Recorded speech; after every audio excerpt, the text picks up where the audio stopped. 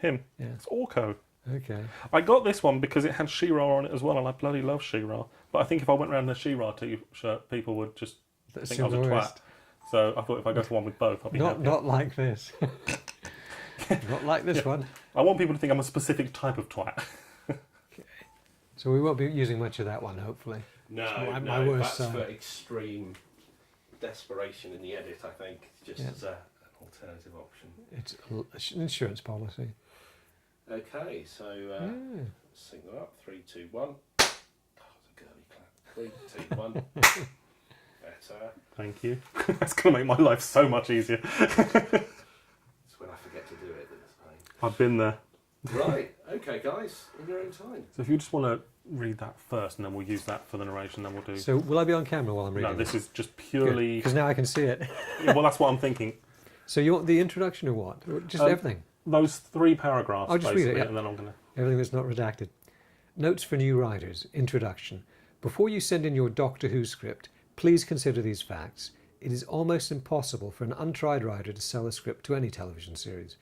Doctor Who is one of the most difficult series to write for. The sole function of the production office is not to deal with novice writers and unsolicited story material.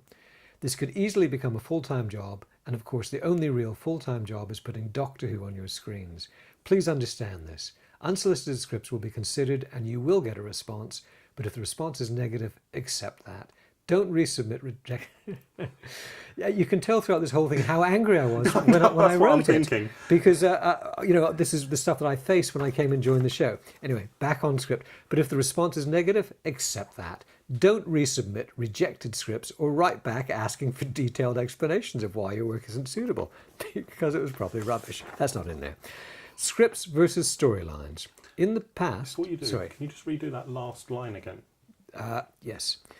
But if the response is negative, accept that. Don't resubmit rejected scripts or write back asking for detailed explanations of why your work isn't suitable. Scripts versus storylines. In the past, prospective writers have been encouraged to write brief storylines or summaries of their ideas instead of a full-length script. There's no point in this. No one will be commissioned to write for Doctor Who purely on the basis of a storyline. Only writers who show themselves capable of writing a finished script of professional standard will be considered.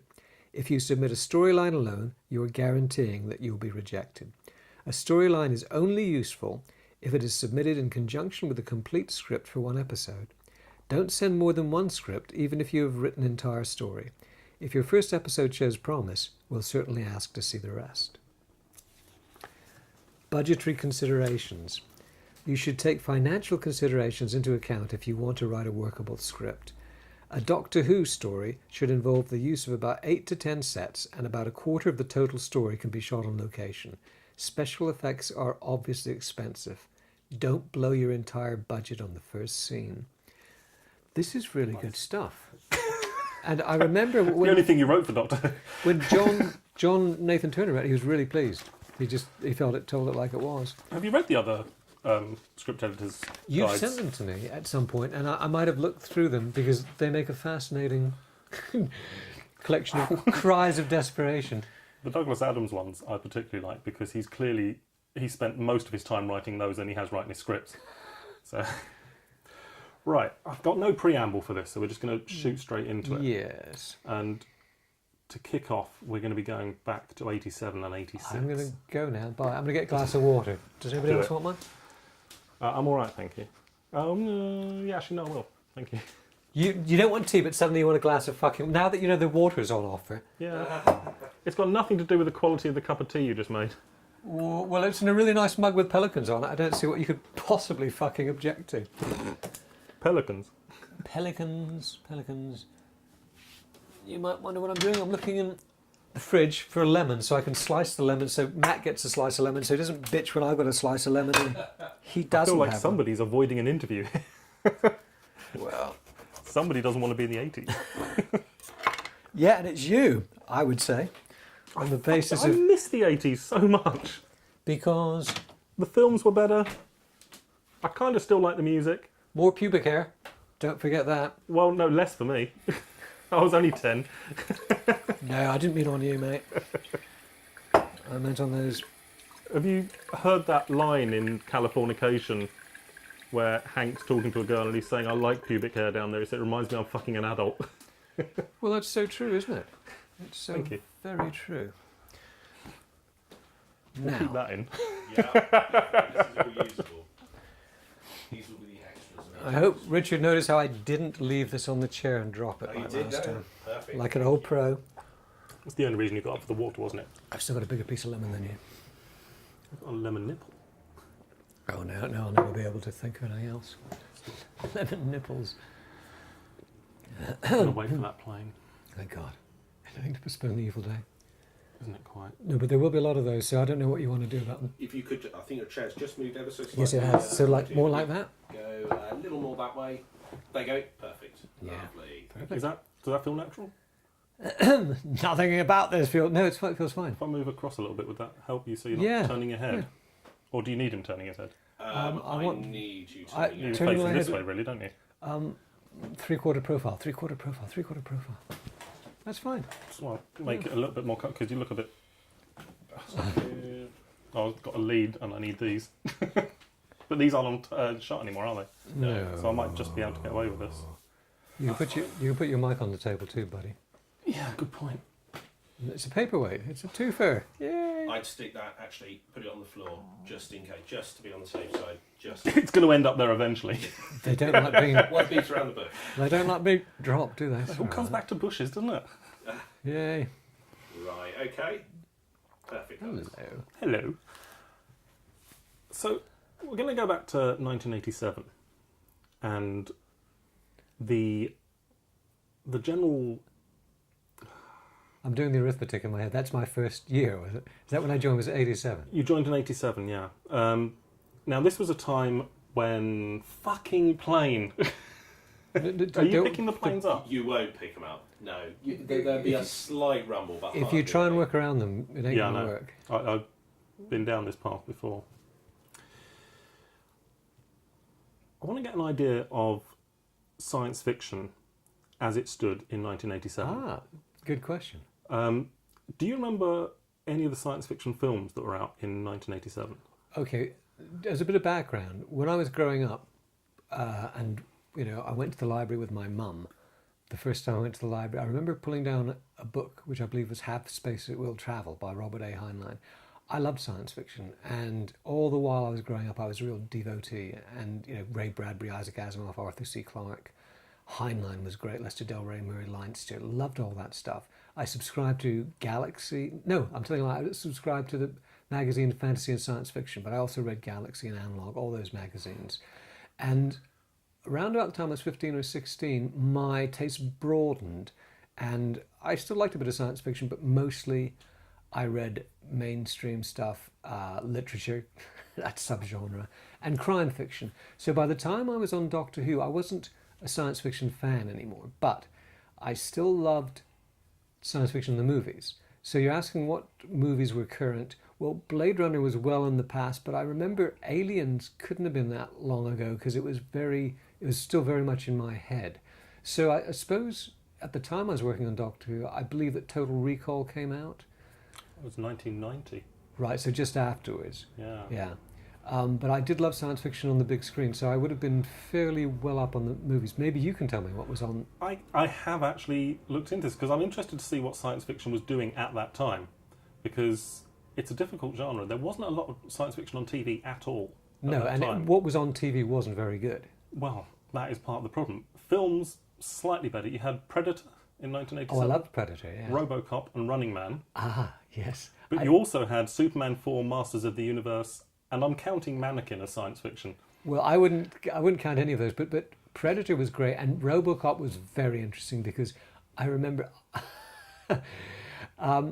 John Nathan Turner came in one Monday morning having seen it, and he was scandalized. He said he said the audience was laughing and they were shooting people to pieces. The thing is, I went to see it and I roared with laughter because, I mean, you're supposed to. Verhoeven's a genius when he's got the right material, and that was a scandalously funny film. I loved it, but John Nathan Turner, in a sense, he sort of lacked. He took things on the surface level, right? So he couldn't see the funny side, and there is a funny side, very dark, but there is definitely a funny side in the satire, and the depiction of a future. I mean, RoboCop is a great film, but it did show a blind spot in John, that he could only see that that is a horrible, gory, bad movie. But that's interesting. Predator, RoboCop, in a way, that was a golden age of science fiction on the screen. Just to go back to science fiction in print for a moment, I wasn't reading it, but what was happening was cyberpunk had just hit. The William Gibson novels had just, and they were incredibly influential. And I did catch up with those because once, I mean, we'll get to this later, but when Ben Aronovich came on the team, when I discovered Ben, who's a brilliant writer, he lent me Neuromancer by William Gibson. It blew my mind, and it was great to read such a classic of science fiction. I'd sort of done that thing where I'd read Dune and Stranger in a Strange Land and The Wanderer by Fritz Lieber. And in my mind, all the great science fiction had already been written. So I wasn't really paying attention to what was still coming out.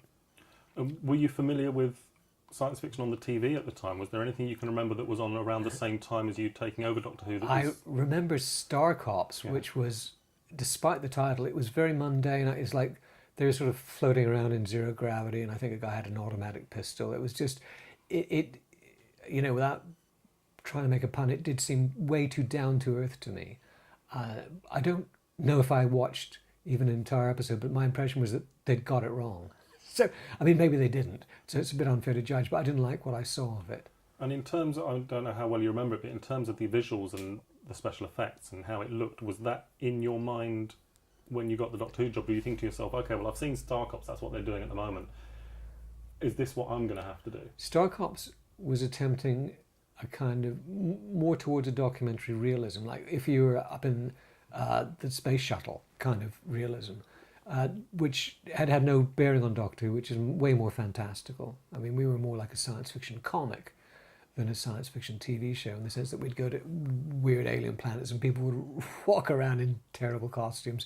And Star Cops was nothing like that. In fact, Star Cops kind of sold itself on the basis of being as normal as possible, because the BBC then, and I think still now, hates science fiction.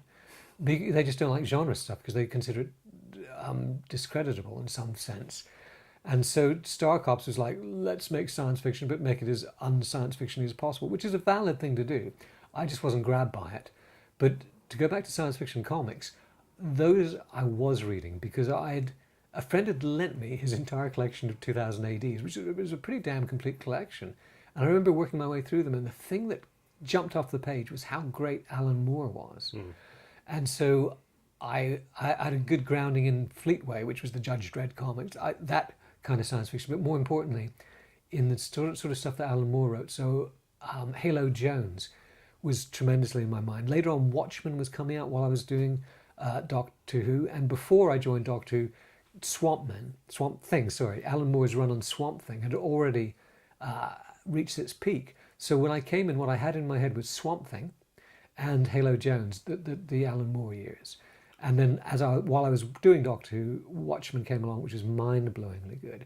And I actually gave my writers copies of the Halo Jones graphic novels as an example, what is good science fiction? And I don't know how much help it was to them, but it certainly was a clear kind of mission statement of the kind of thing I was trying to do. I think the influence is clear. You look at, especially in Stephen Wyatt's stuff, I mean, he's taken Halo Jones and run with it. I think the tone and the feel... In terms of the Kangs? Sorry to interrupt. Just in terms of the world building, it's a world which is... It's a science fiction idea, but it's set in a relatively normal world. It's a world that you can associate with. People go to work, they have jobs, they've got an everyday routine. Whereas normally, in Doctor Who previously, specifically Doctor Who, previously it had been, we've arrived on this planet and we're not going to try and build this world. We're just going to get on with the story. And this changed in your era, and I think it's the influence of comics like that, if this is what you're pushing on people. And I think Halo Jones as well has a very similar style to RoboCop, which is the same year. Because it's kind of a cutting satire? Yeah. That's interesting. I would love to take full credit for Stephen's world building. I think at least as important as the Halo Jones, which I would have given him to read, would be the fact that Stephen didn't have any background in science fiction, wasn't particularly interested in science fiction, but he understood satire. And satire, of course, has to be in some sense rooted in a real world, or to reflect a real world, because you're taking the piss out of it, right? So I think that was at least as important in Stephen's getting a new style of Doctor Who off the ground. But if Halo Jones was formative in his thinking, then I'm only too pleased that it got across. And do you see the parallels between Halo Jones as a character and Ace? No, but that's only because in my mind, in the front of my mind, when I was creating Ace, I created the rough draft of Ace, so to speak. When I was creating Ace, I very consciously in my mind had the Love and Rockets comics by the Hernandez brothers, and I think it's Jamie who does the one about the girl who's the engineer, the space mechanic, she's this chick with short hair, and she builds rockets and repairs rockets, and she flies around on little jet scooters, and she wears Dr. Martin boots. She's quite punky. So that was definitely the kind of thing I had in mind for Ace. But is there a bit of Tank Girl in there as well, maybe? no, I think Tank Girl either came entirely later or I wasn't aware of her at the time. But now that you mention Halo Jones, that's tremendously true.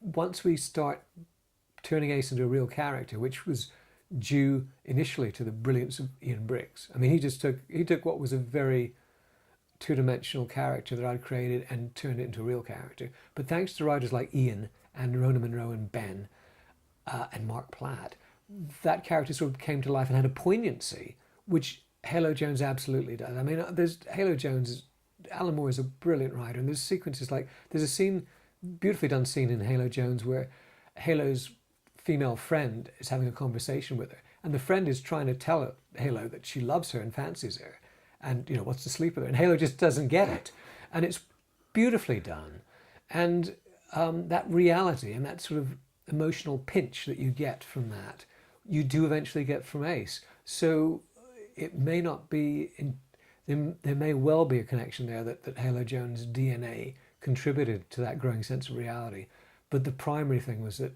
I had writers who were enthusiastic and were good writers and set about, you're talking about world building, they also set about character building, building the internal world of people like Ace.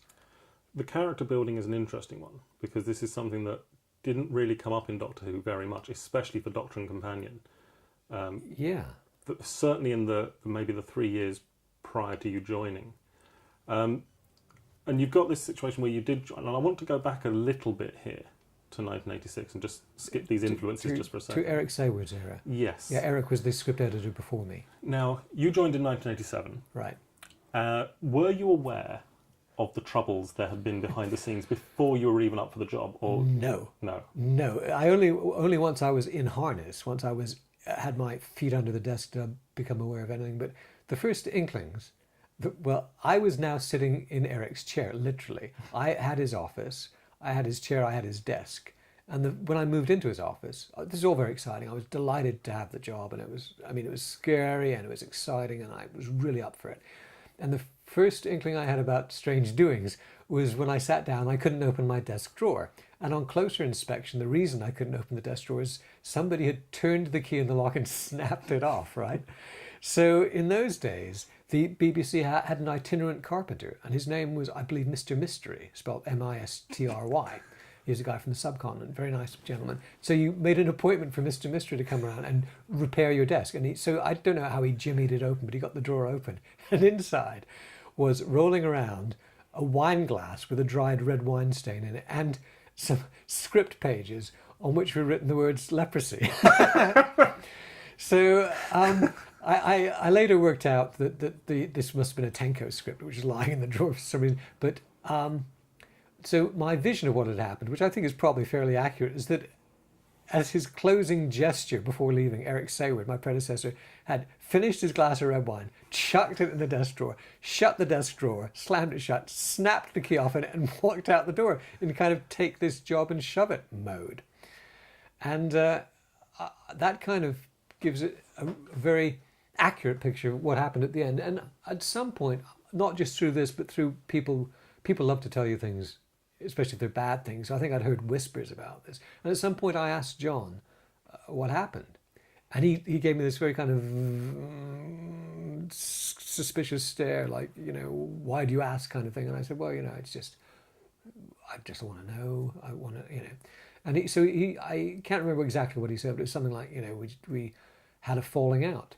And piecing it all together, I think it's a wonder that the people didn't always fall out because they were doing twice as many shows as I was. Both John and Eric were drinkers. John was, if not a functioning alcoholic, close to that. I'm not denigrating him. I'm just making the point that, I mean, he could function. He worked pretty much fine, but he drank a lot. And drinking is not good for people's tempers. But it was something of the culture at the BBC at the Completely. time, is that everyone was drinking. Completely, yeah, absolutely. So it was the norm, but it doesn't help make people sweet-tempered or make the best decisions. And as I later understood what had happened is that, I mean, these guys were under enormous pressure. I compare it to putting two people in a barrel and sending them over Niagara Falls together, right? Or cats in a bag. So they're working in close proximity under enormous pressure. It's natural to get pissed off with each other. And crucially, I mean, I'm not sure if this is true, but I was told that the trigger point was that Robert Holmes, who was one of the great Doctor Who writers of all time, sort of a hero of mine, he was one of the mainstays of the show because when you're script editing Doctor Who, what you want is somebody who gets the show, somebody who understands it, gets the format, and can write good stories. And almost nobody does. Nobody can wrap their head around Doctor Who, but Robert Holmes completely could, right? You say that, but you did find 3 writers right from the off who could. Well, the reason I think for that was that I had a clear picture in my head of not the only way to do Doctor Who, but one way to do Doctor Who. I had an idea of what we could do that would work, and I could get it into their heads. Right. So those 3 writers were Ian Briggs, Malcolm Cole, yeah, and and Graham Curry. Stephen No, Wyatt. Stephen Wyatt. Bless your heart. Yeah, yeah. So I would say that the reason I asked for their names is because I wanted to double check my own feeling. None of those guys were natural Doctor Who writers in the sense that they were writing material. None of them had really written something that you say, oh, look at that script. This guy is a natural Doctor Who writer. But they were all really good, talented writers, and they were open-minded because they were new.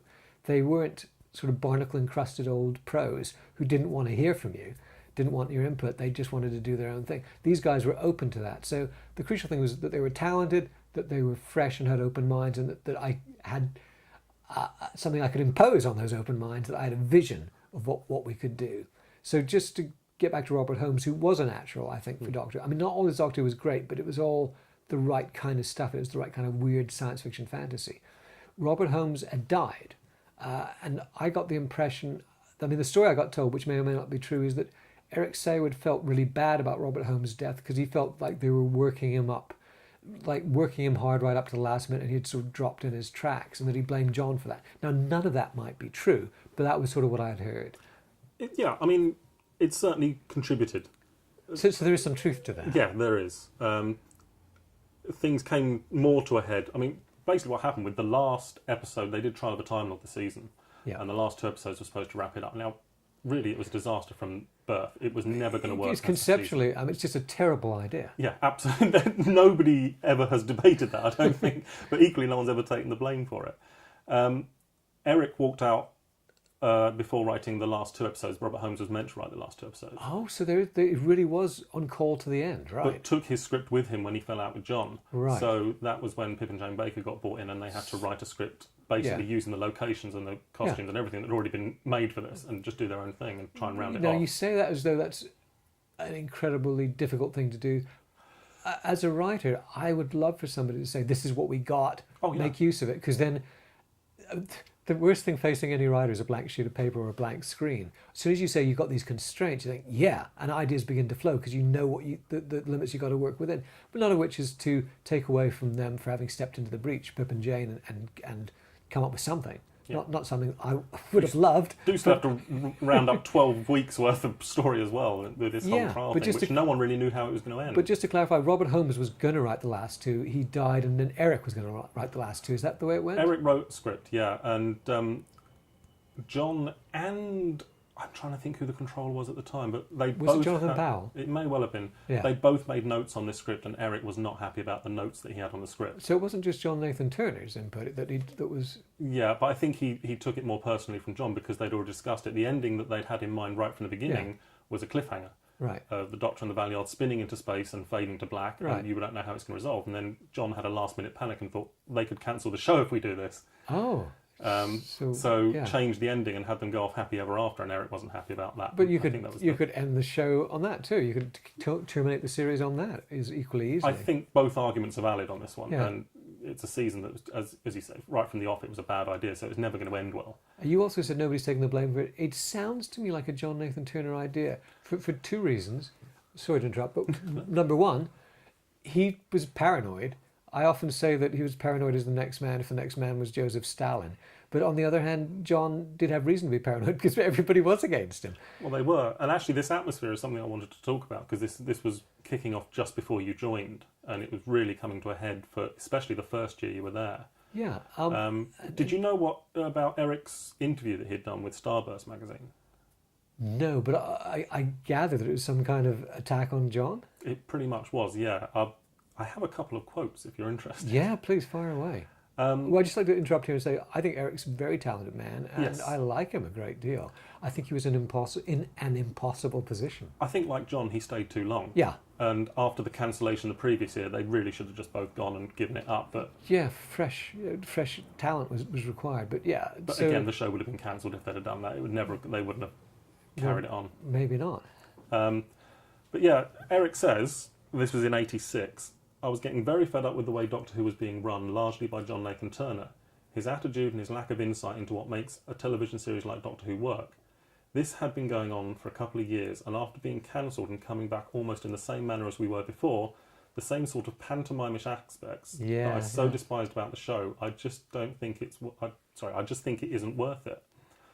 But he also goes on to say, most of the directors on Doctor Who haven't got the lightness of touch necessary. Interesting. And if they've got it, they don't hang around for Doctor Who for very long Yeah. because of the budget restrictions, working atmosphere, quality of scripts, and so on.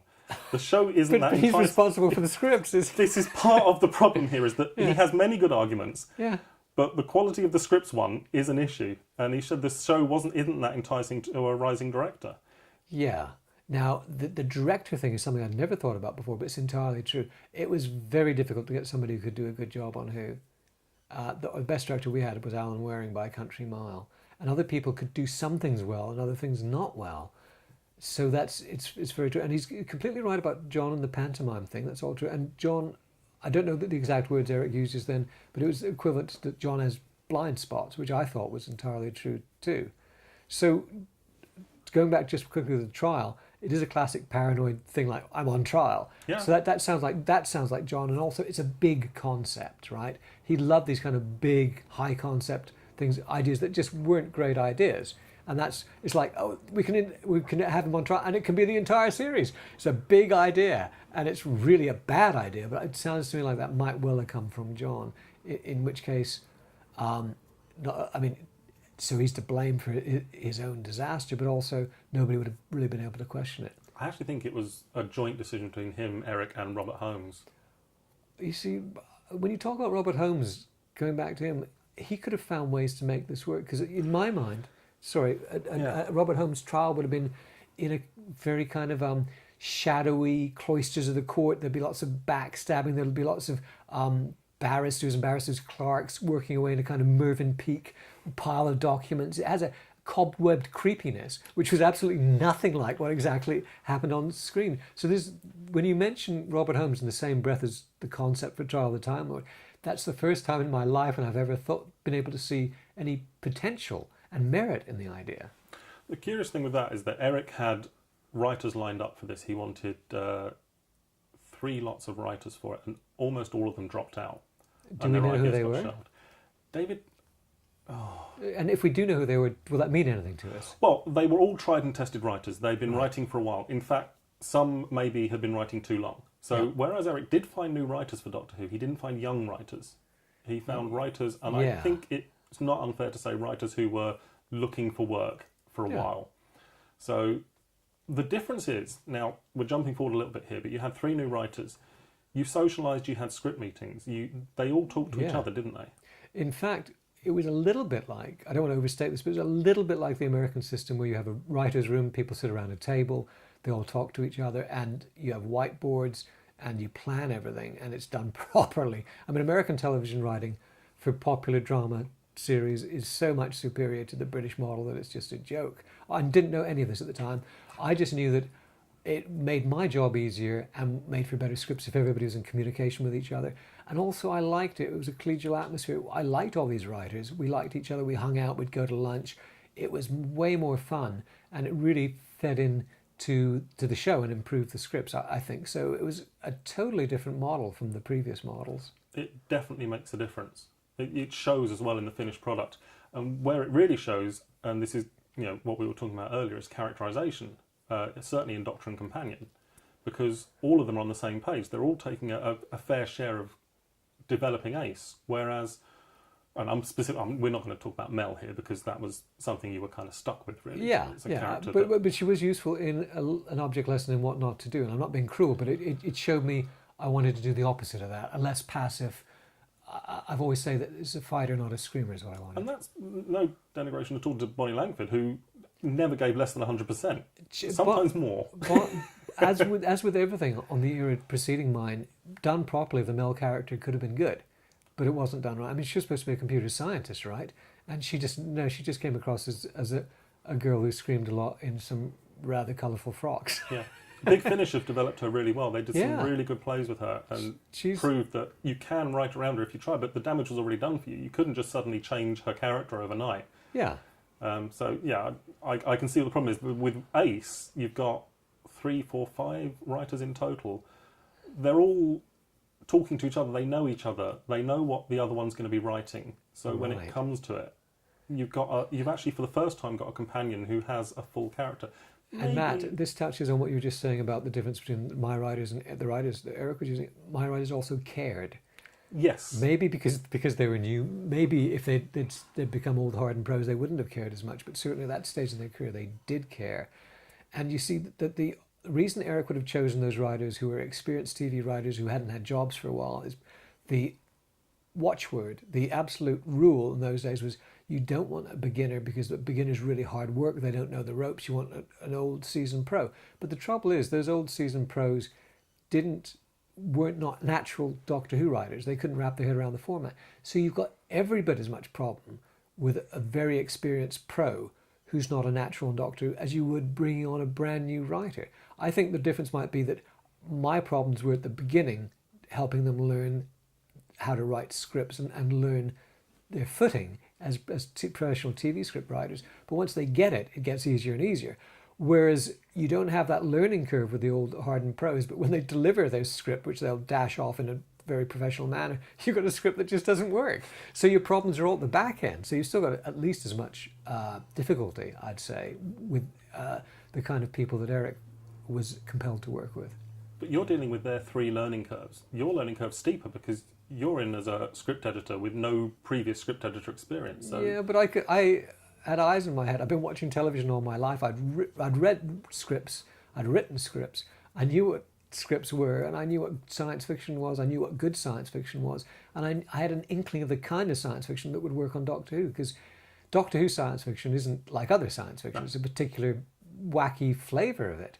But I could dial into that. I could tune into that, and I could, even at the times when I couldn't exactly tell what the writers what to do, I could at least. Do you know that scene in The Producers where he's going through all the scripts and he's trying to find one that's perfect? Yeah. Which is going to be a disaster, but he's looking for the perfect. He knew all the scripts that didn't work, so I was a bit like that. I said, no, that doesn't work. That doesn't work. That doesn't work. But at least I knew that, and I could tell them no at an early stage, like when they were just doing storylines or even verbal pitches. Nobody would have called it a pitch in those days, but when they're coming in to discuss ideas, so I saved them. And I felt a bit cruel sometimes saying, sorry, that just doesn't work, but I was firm about it. At least I could see it doesn't work. So we never got to. We did get along the lines, quite far along the lines with a couple of things. And then John Nathan Turner weighed in, to his credit. I had an early idea with Ian Briggs, which never would have worked, which is about it was like a guy who, a property developer, wanted to move into the TARDIS because he had unlimited space to develop his property. I mean, it's crazy. Looking at me like that because it was a crazy idea and wrong, but it was nipped in the bud thanks to John Nathan Turner. And then later on, the following season, Mark Platt and I got quite far along with Lungbarrow. But I don't think it was so much. It might have. I'm sure John would have had his notes on this too, but certainly I had my own inklings that it was a little too gothic and abstract. It's a wonderful story for a novel, which it later became. But yeah, so although I'm saying that I had this wonderful vision and that I always knew what was right or what was wrong, on the occasions where I didn't, John Nathan Turner had very valid, because what John certainly had was experience on making shows that they could shoot. And also, he understood if something was not going to be clear to a mass audience, John was your man. He was your man on the Clapham omnibus. Because in some ways, a narrowness of vision is beneficial in that you could run it past John, and if he got it, it was going to be great. If he thought it would work, if it had a strong basic emotional appeal, and the story was clear, and you got past John on that, you know, it was going to have mass audience appeal. Not that we ever had a mass audience. I don't think that was entirely your fault. But so, do you think... Sorry. Hang on, guys. This is brilliant. Really, really good. I just got to toggle. And in the main shot here, it's really head and shoulders. Yes, it doesn't look like that.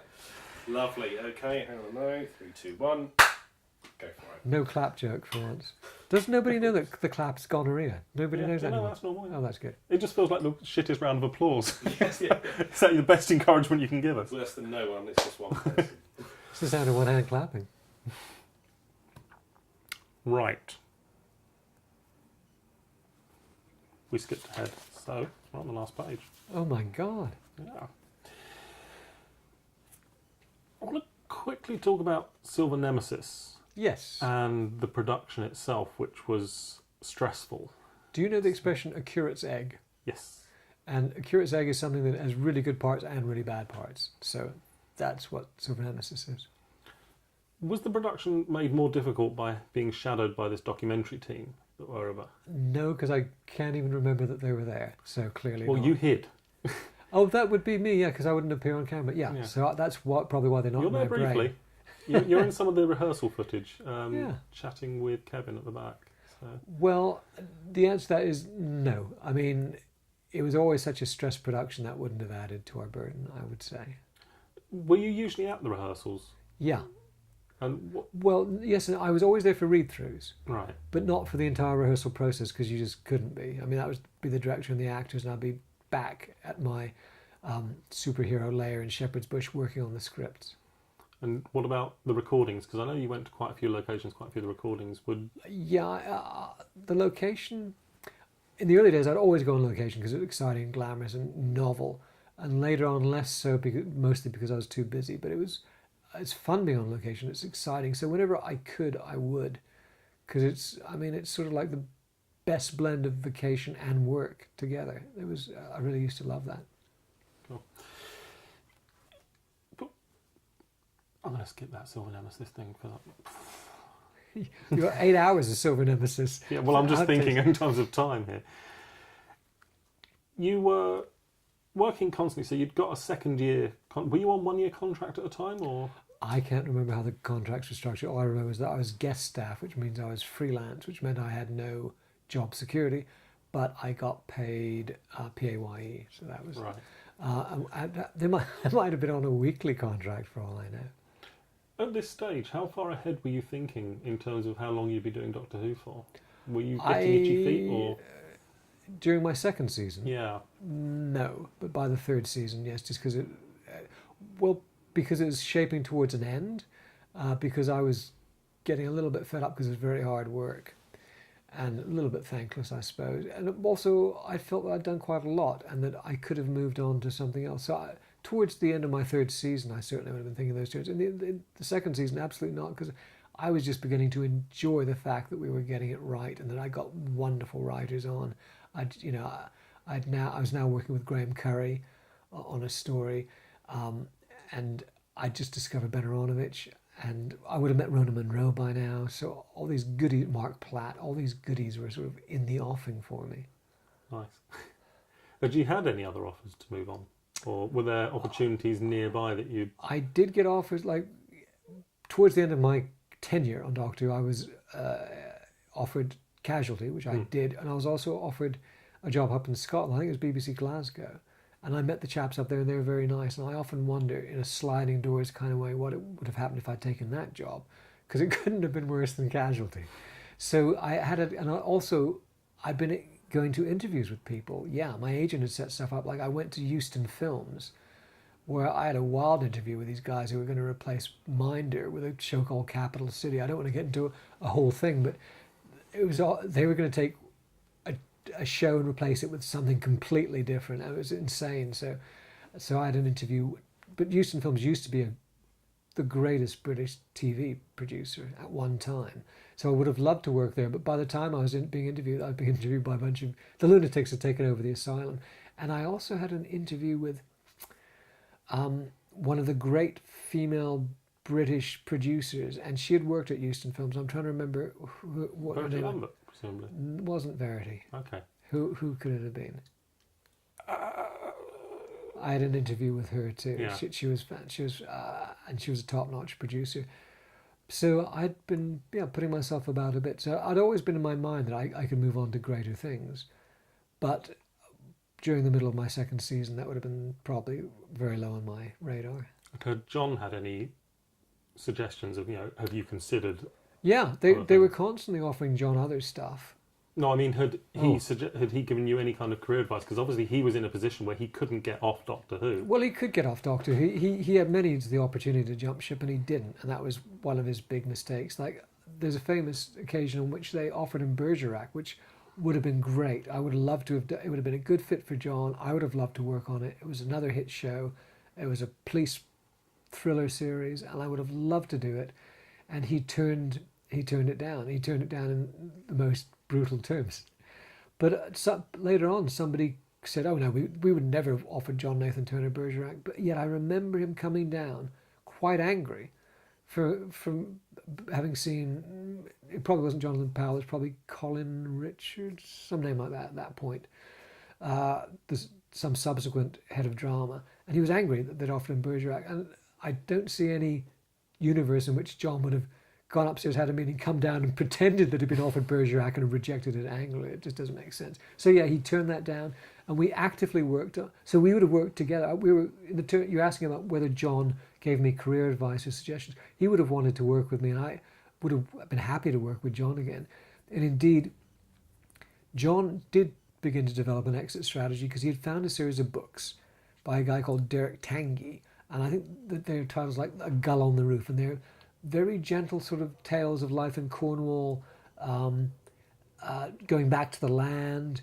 I think they grew tulips or something. This guy and his wife, they gave up the life in the big city, went to find the good life in the country in a Cornish cottage, supporting themselves off the land. It was about the animals in their lives. So it was very much in the mold of something like the Gerald Durrell books, My Family and Other Animals. And he gave this book to me. He said, "This is a natural." I thought, it is a natural. And I said, let's get Ian Briggs to do the script, because the thing about Ian, we're talking about characterization. Ian was the best character writer we ever had. And he's quite sentimental in a good way, like he's full of feeling. And so these books would have been perfect for him. And so Briggs wrote a great script, and John was so pleased, and we could never get that production off the ground. That kind of broke his heart. And that's a shame. Probably even more than Bergerac. That was a great pity, because John would have loved to do these shows, and he would have been great at them. And Briggs would have been a perfect writer to develop the series. So that was a real shame. So we did all try to get onto other things, and John never did. I did, but it wasn't as much fun as Doctor Who, or as successful as Doctor Who. So once you're into that third year, and you've still got this problem that you must have been aware that the BBC just had no interest in this series at all. Is there a not just the BBC, Matt? Because we would go to press screenings. I remember the press screenings for Delta and the Bannerman, and in fairness, there's a scene in Delta where the makeup is dreadful. There's a scene where there's an alien guy, and he's supposed to have green face makeup, and what they've done, and this is another example of when we had people working on the show who did a terrible job. The makeup department, sometimes you'd have great makeup people. In this case, we didn't. They'd taken cotton wool balls and tinted them green and stuck them on his face. That was his makeup, right? And when John turned up on set, and saw what was happening, he was furious. But the trouble was, they'd shot some footage they couldn't get rid of. So we did Delta and the Bannermen, and there was this big press launch for it, I think at the Trocadero. And we were sitting there with the cast and all these people, and all these trendy young journalists arrived, and the story begins, and it's got a lot of good things going for it. But when we had that first shot of that guy with the green cotton wool makeup, this female journalist sitting beside me just snickered. You could hear her snort with laughter in the dark, and I thought, all is lost. So Everybody kind of hated the show, and just most of them wouldn't even have taken the trouble to hate it. They just held it in contempt. And when you hear that woman snickering, you think, well, she had a point.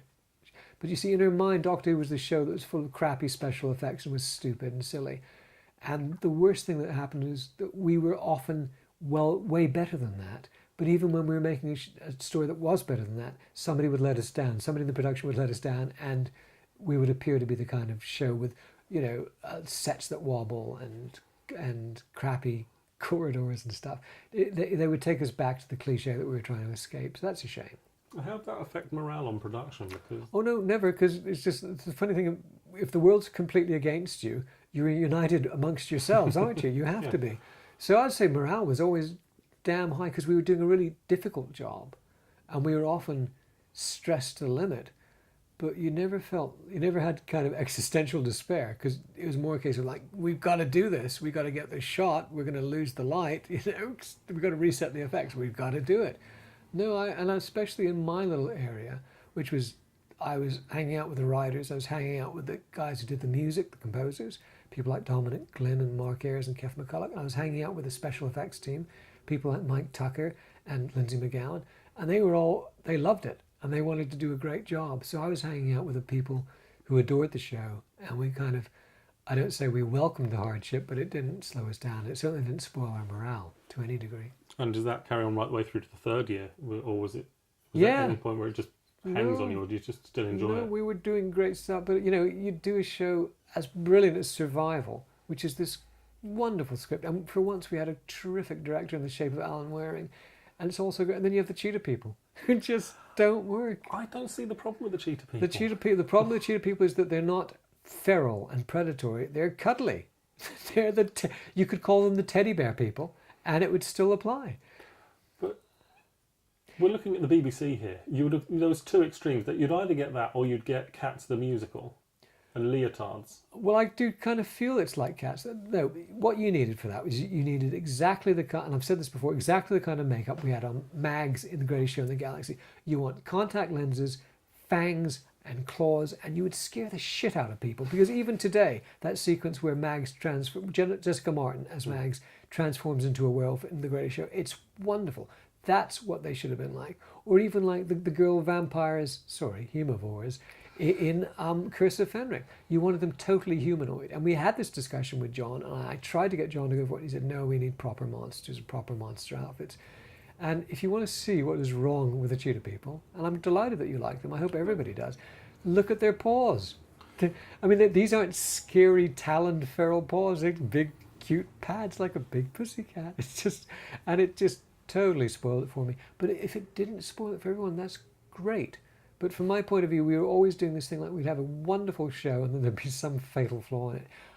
I don't think... Wasn't this true of Doctor Who throughout time? There's never been a solid story where everything's been good. There's always been something to... Well, that might be true of every work of art ever made. I think more true of Doctor Who generally. I mean, when I realised that it wasn't just us, was when this is a two-stage anecdote. I saw a story called The Aztecs, and there's a scene where there's a hanging backdrop, which is supposed to be like a distant vista of like an Aztec city and hills in the distance. And you can see that it's like a curtain because it's got folds in it, right? And I thought, how incompetent can you get? This is a very early story. I think it's a Pertwee story, right? It's a black and white story. Hartnell. Yeah. Right. Yeah, sorry. Hartnell, way back in the day. And I thought, this is terrible. But then I read about it and I discovered that it was that backdrop. What happened was they were supposed to be in a certain studio, and then they got bumped. They got moved to a smaller studio. So the beautiful backdrop, which would have worked perfectly in the big studio, suddenly was too big to go in the small studio. And I guess they didn't have time to chop it down. That is the classic Doctor Who story of all time. That you've done it right, and then something happens in terms of schedule or budget to make it wrong. So yeah, so even when you get it right, you get it wrong. But no, I think some of the stories, you said, isn't there some major problem with all of them? I'd say that Remembrance of the Daleks is pretty damn solid. Yeah. I think The Curse of Fenric, it's got its problem. I think The Humivore isn't great, but I think if you have the long cut of that, the so-called director's cut of that, it stands up very well. Ghostlight, I think, is the closest one to a story with no flaws, except that most people don't understand the story. But there you go. It's the interesting thing with Fenric especially saying that the movie version hangs together better. It I don't want to call does. it a movie version, but the extended Yeah. version. Quite a few stories have more material shot than were needed. I blame the script editor. I don't entirely blame the script editor, because what happens is the script team, me, I come up with a script which I think is the correct length. But then you hand it to the director, and it's the director's job. And I'm not just entirely shifting blame here. It is the director's job to do a timing of that script. And only a director really knows if they're going to have a long developing shot or a quick cut to a close-up. So only the director really knows how they're going to shoot it and how they're going to time it. So although I take a little bit of the blame for the scripts being overlength, I lay most of the blame on the directors. Would you be consulted in the final edit? Yeah.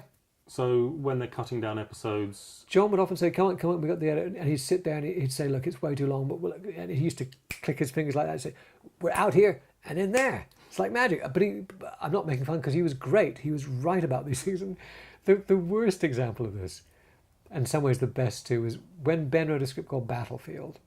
And it's, again, Ben Rollins, great writer, great script.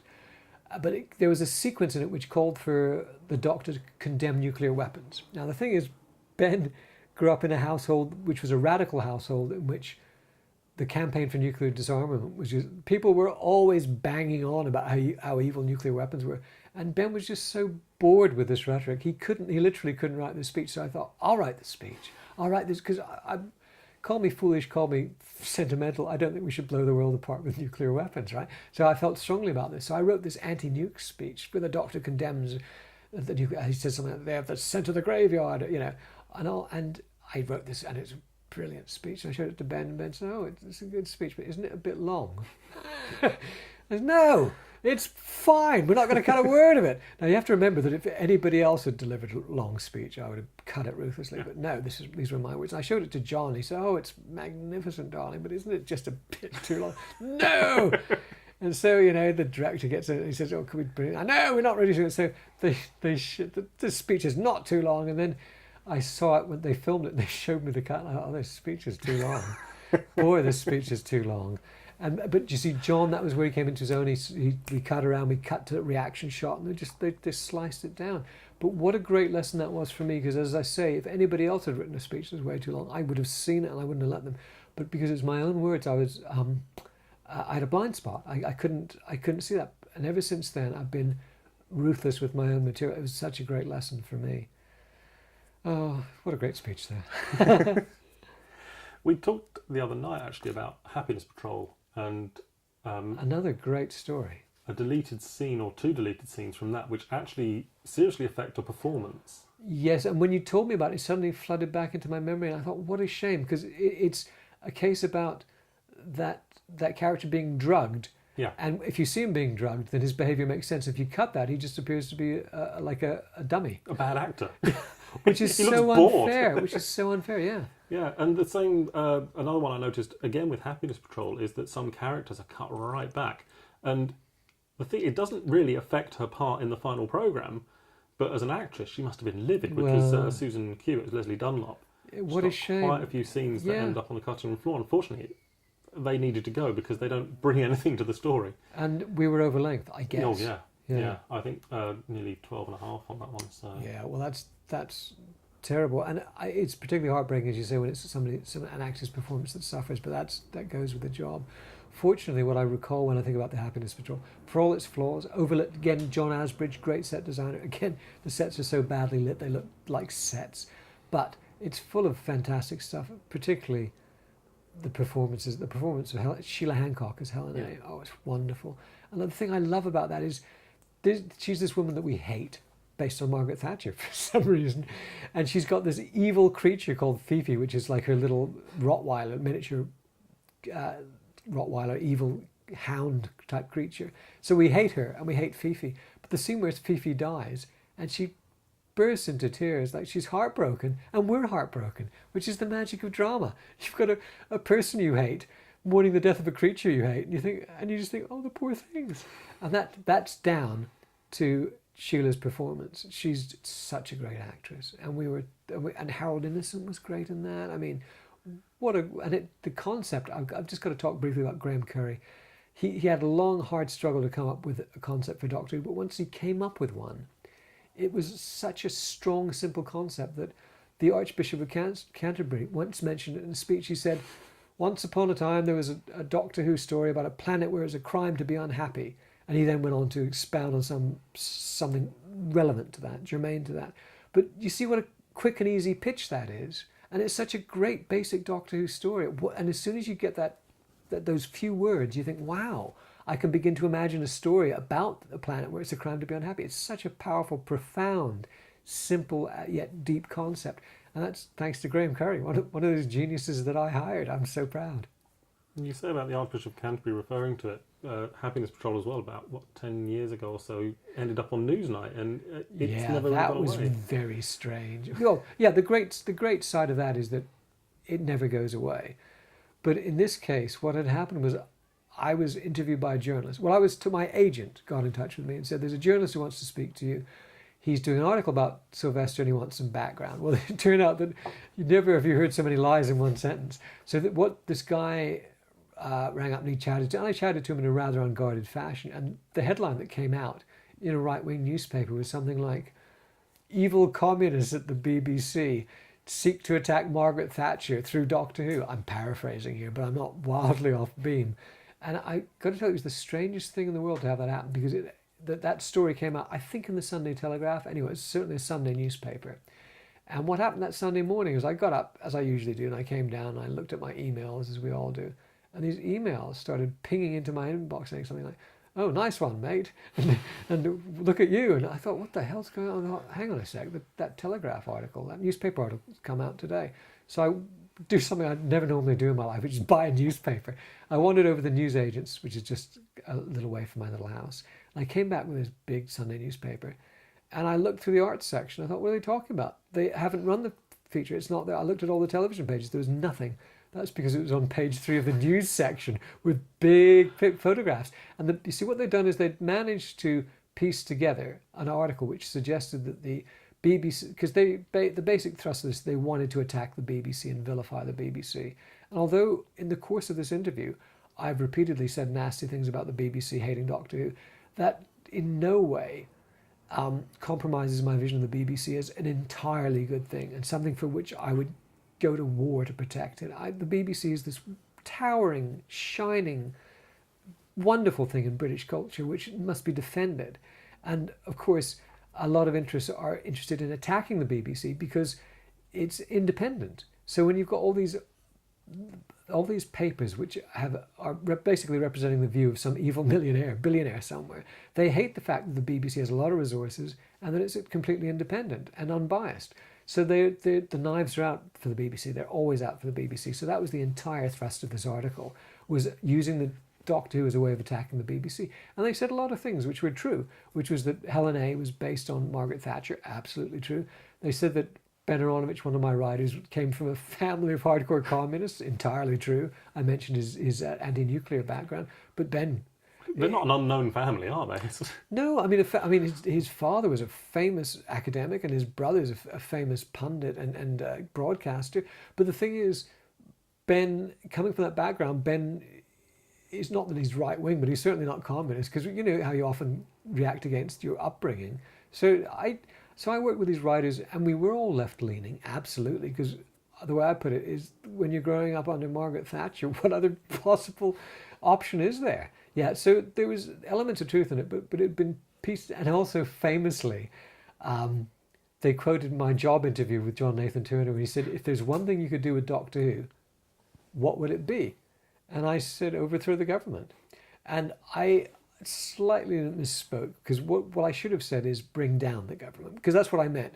When I said those words, what I meant was expose the government for the corrupt entity that it is, and then have it removed by democratic means, like voted out, vote of no confidence, whatever. What I didn't mean was like actually overthrow it by violent means. But even so, I obviously what I was getting at was I hated Margaret Thatcher and I wanted to get rid of her. So I stand by my words with some caveats. But what they were presenting this is that there's some kind of commie conspiracy at the BBC, which is a nest of evil left-wingers, and to attack the sainted Margaret Thatcher, whom I still vilify to this day. I have not changed my position on her. So I woke up and suddenly I was famous in the wrong kind of way. And it was an extraordinary feeling because all these people were having these reactions to me. I suddenly realized in a tiny, tiny way what it's like to be the footballer or the model at the heart of some dumb scandal in the tabloids, because I was at the heart of some dumb scandal in the tabloids. And it's like you're in the middle of a tornado. You have no control over it. And so the BBC, God bless them, they got in touch, and their reaction to this was to have me on Newsnight with a conservative politician. So like we're balanced in a Rethian way. We balanced the political divide and talk to me about it and get me to talk about it. And then so I did appear on a national news program to sort of justify my position. I hardly got to say a word because the guy that hired as the other person on screen, he was a professional politician, and they're trained to interrupt you, get the upper hand, and then talk all the time so you don't get your word in. He'd sort of forgotten that he was on the campaign trail. So I think I said about 3 words and he said about 3,000. But anyway, it was an interesting experience. It was a storm in a teacup. It blew over.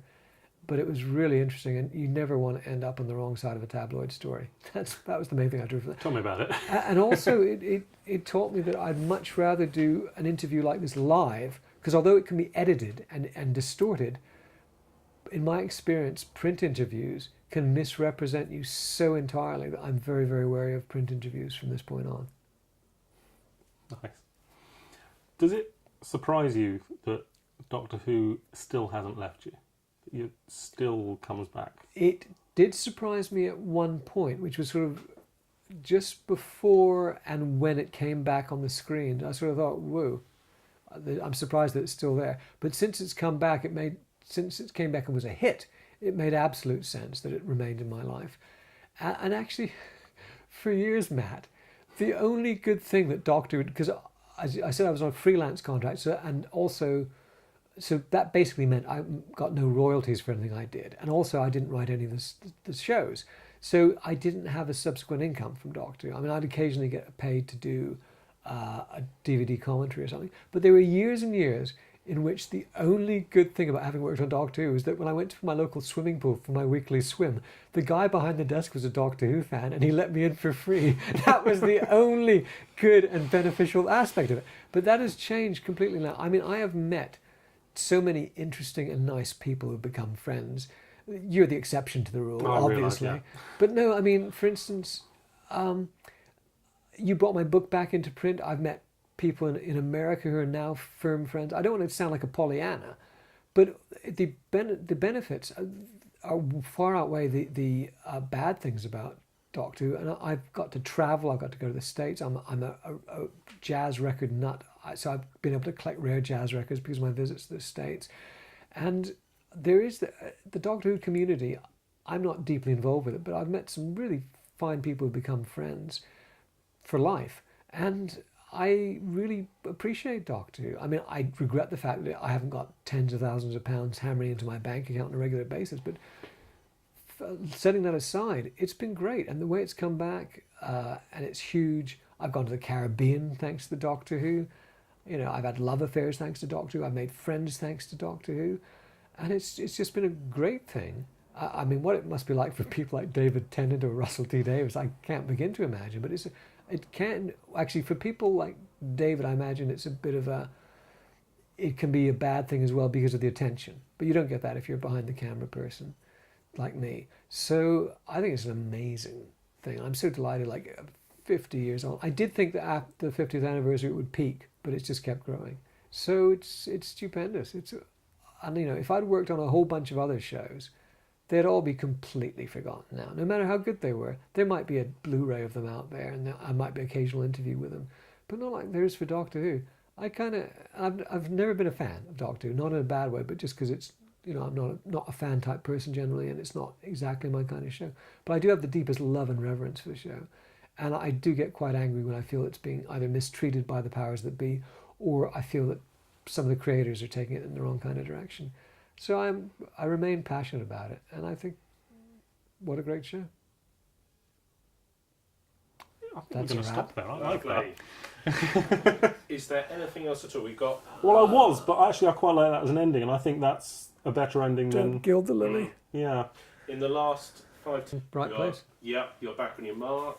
I don't know, let's just sync up Get again. set. Second card, 3, 2, 1. I got the clap. How many cards have you got? I've got another few in my bag. But Few. there's 40 minutes on each. Yeah, it will be fine. What could go wrong?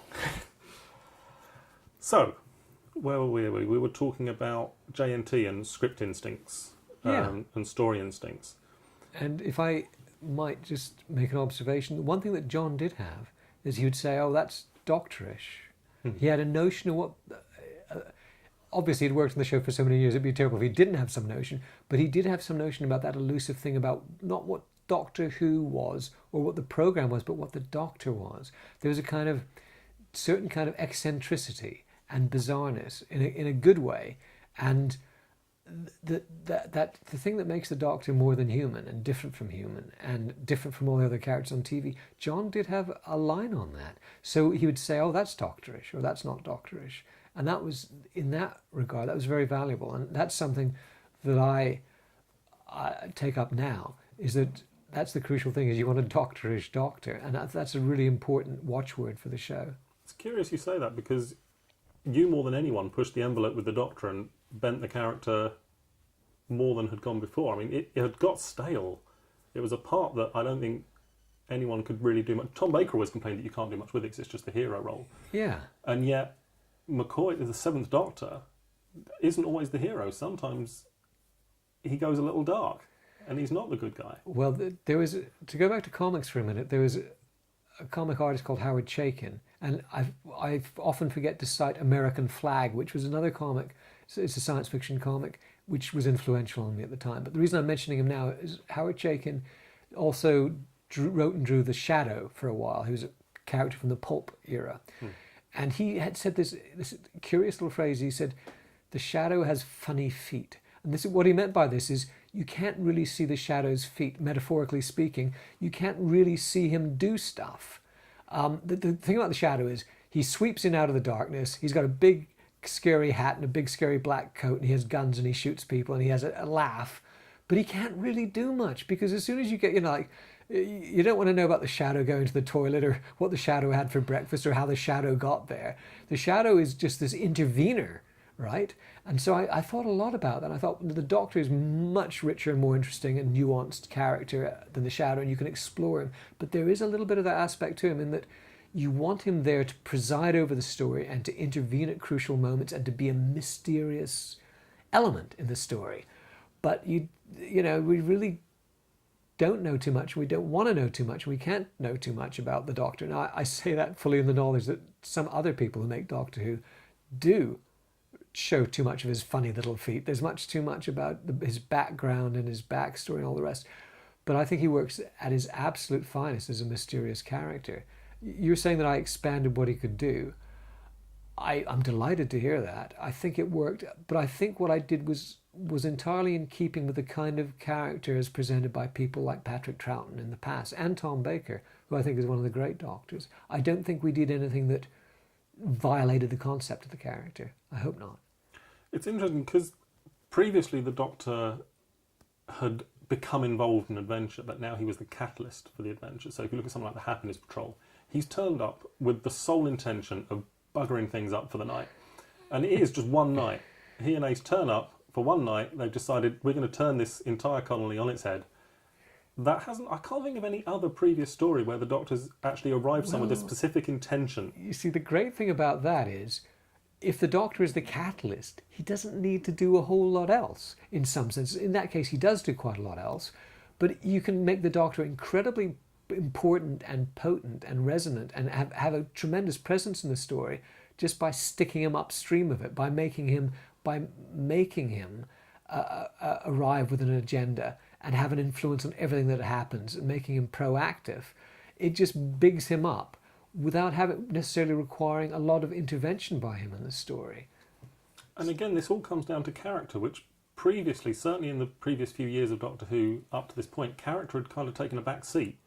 And for everyone in the show? Everyone, right. But especially the Doctor, and especially the companion, who...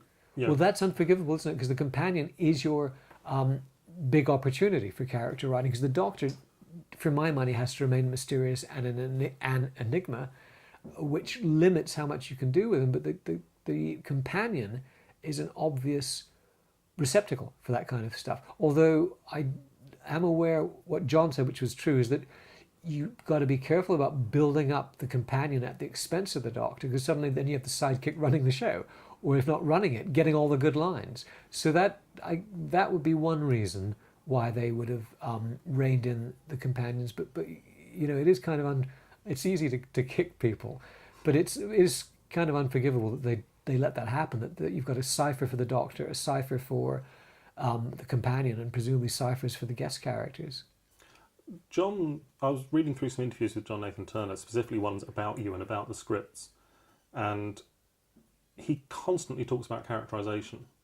He seems to be quite impressed with this, as though it's something new. Well, I never read any of these interviews, so I'm hungry to know what he said, and I'm desperate to hear if he said nice things about me. So fire away. Well, John was always loyal to everyone, even Eric. He's never really said a bad word about any of them. That's good of him, isn't it? And he never did right up to the end. Yeah, he never responded to all this. Maybe privately. Yes, in the pub, absolutely. He would bitch and moan to his heart's content, but publicly he would always toe the line. Honourable of him, isn't it? There's a quote here for Paradise Towers, which again ties in with his casting as well. But he said, that fullness of characterisation attracted the likes of Brenda Bruce, Elizabeth Spriggs, Judy Cornwell, Richard Bryars and Clive Merrison. In fact, Paradise Towers boasted a cast that would put many prestigious theatre productions to shame. Which is true, because they're attracted to the script. They're not really attracted to Doctor Who. They're not going to come in and do Doctor Who. No, in fairness to John, and to Stephen White, those are great scripts, but people were gagging to do Doctor Who. And I think people would have done even a really bad Doctor Who script. That was my impression. But in that case, that he's right about the quality of the cast. And I remember Stephen White saying, if I'd known we were going to have Clive Merrison in this part, I would have written so much more for him. Because, Clive Merrison is a brilliant actor and he does a great job, but he could have been given even more ammunition, which Stephen would have done if he'd known that he was going to have a staggeringly great cast like that.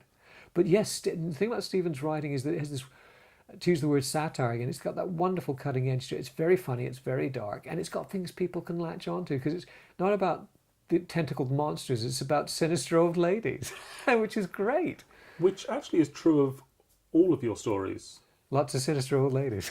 Partly, but if you leave Time and the Writing to one side for a second, there's not much in the way of alien worlds or alien cultures. Because they were difficult to do, and even more difficult to do right.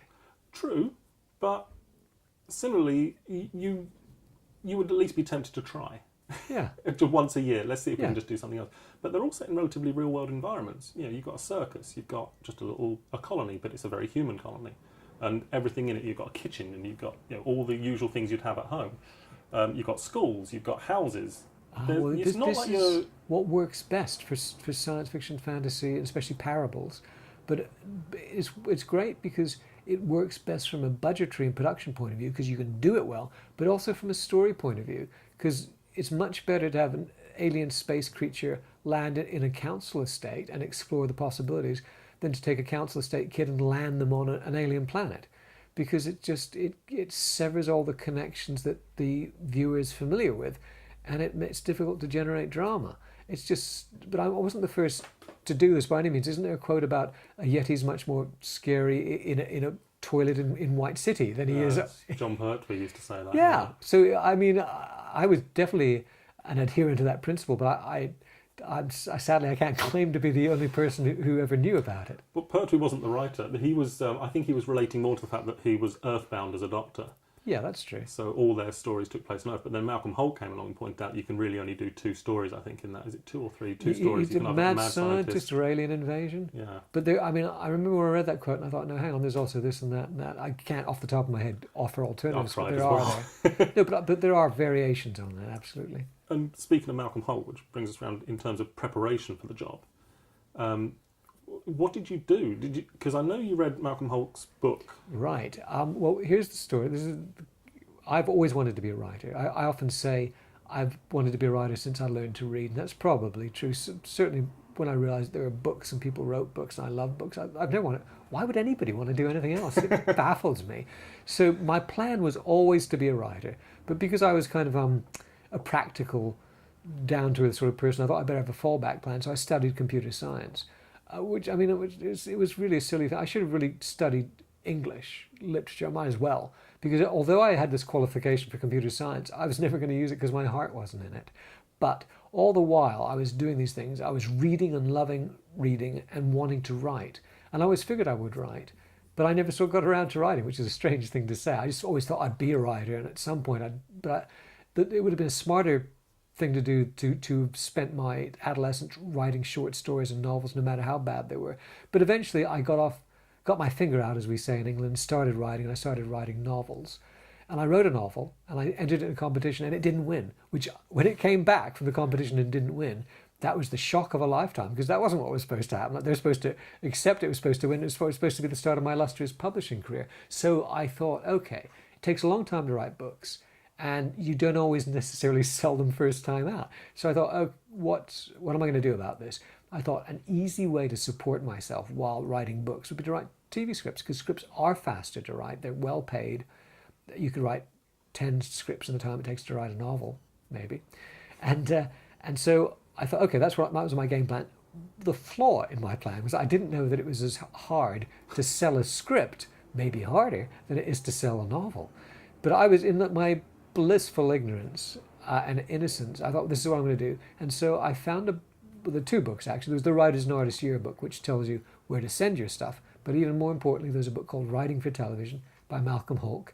I can see it in my mind's eye now. I believe it had a black cover with a red typewriter on it. And it was a tremendously useful book. It's also utterly dated now.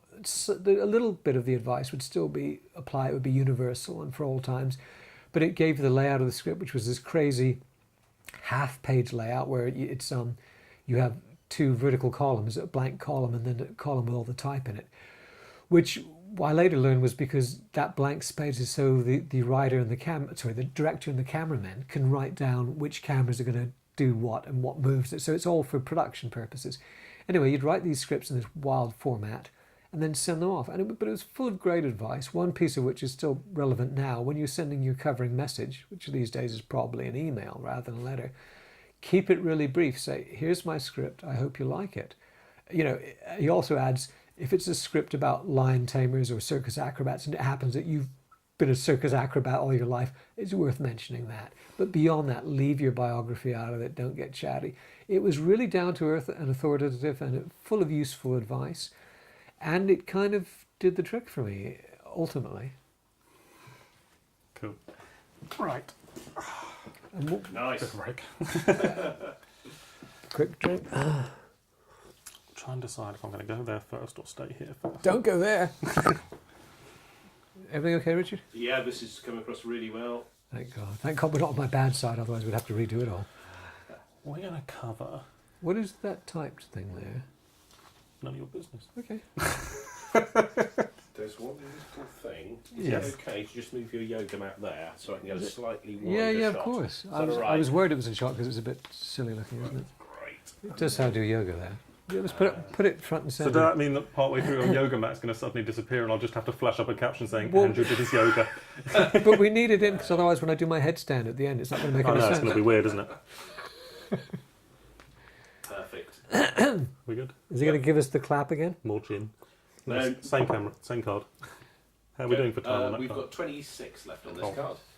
That's doable. So we're going to go back now to the writing process, and we're going to skip the first year for now, because I want to get onto the second year. Well, it's true. People often come up to me and say, "Oh, I love those 2 seasons of Doctor Who that you did." I Like, love season 24, you know writing- that. Well, but I kind of see where they're coming from because we only hit our stride in the second 2 seasons, in seasons 2 and 3. So yeah, that's understandable. So that's fine. Let's do That is that. understandable. Look, just quickly take a little detour and look at the pace of production here. Yeah. In December 1986, J&T commissioned Pip and Jane Baker to do Time in the Rani. So In which month? December Yeah. 86. This was late December. He also spoke to Stephen Wyatt in December. This was before you turned up. Now hang on. I was there in '86 then because I was in my office before Christmas. Which is odd because your first contracted day is 16th of January 87. Well, you know, contracted day doesn't mean anything. Really? I mean, it would have taken ages for the paperwork to go through. This No, that explains a lot. I was there well before Christmas, and Stephen Wyatt, I don't want to sound like it's all me, but Stephen Wyatt came to me and I took him to John. Okay. It's not inconceivable you might have sent a script to John at some earlier stage, which ended up in the slush pile, but that wouldn't be the case. So, yeah, I mean, I remember being there in the earlier part of the winter. So you had 4 stories to commission, 14 Yeah, episodes yeah. in total. Well, no, you didn't because Time of the Rani was already on the table. Yes, so we had 10 episodes to fill, 2 3s and a 4, right? We won't cover Time of the Rani, yeah. Well, just it's worth mentioning that that was a script which I had no input for, so I basically disown it. And I always say if people love it, I won't take any credit for it. And if they, like me, don't like it, I won't take any of the blame. I've got a soft spot for it, but Many people do. And visually it's lovely. Oh, It's look, got some nice effects. I think Jeff Powell was the designer, Yeah. and he was extraordinary. I mean, the designs for the sets, the gargoyle, this kind of futurist gargoyles he had. Oh, that was magnificent. I don't like the tetraps, but I do. I love Jeff's designs. The costumes are good, and I remember the actors were so good, and they had these terrible lines and utterly. No, the dialogue was awful, and the characterization was non-existent, and they were doing everything they could to bring these characters to life, and they almost achieved it. It just shows you what a really good actor can do with almost no material, in my opinion. Obviously, in your book, it's very clear that you didn't get on well with Pip and Jane Baker. No.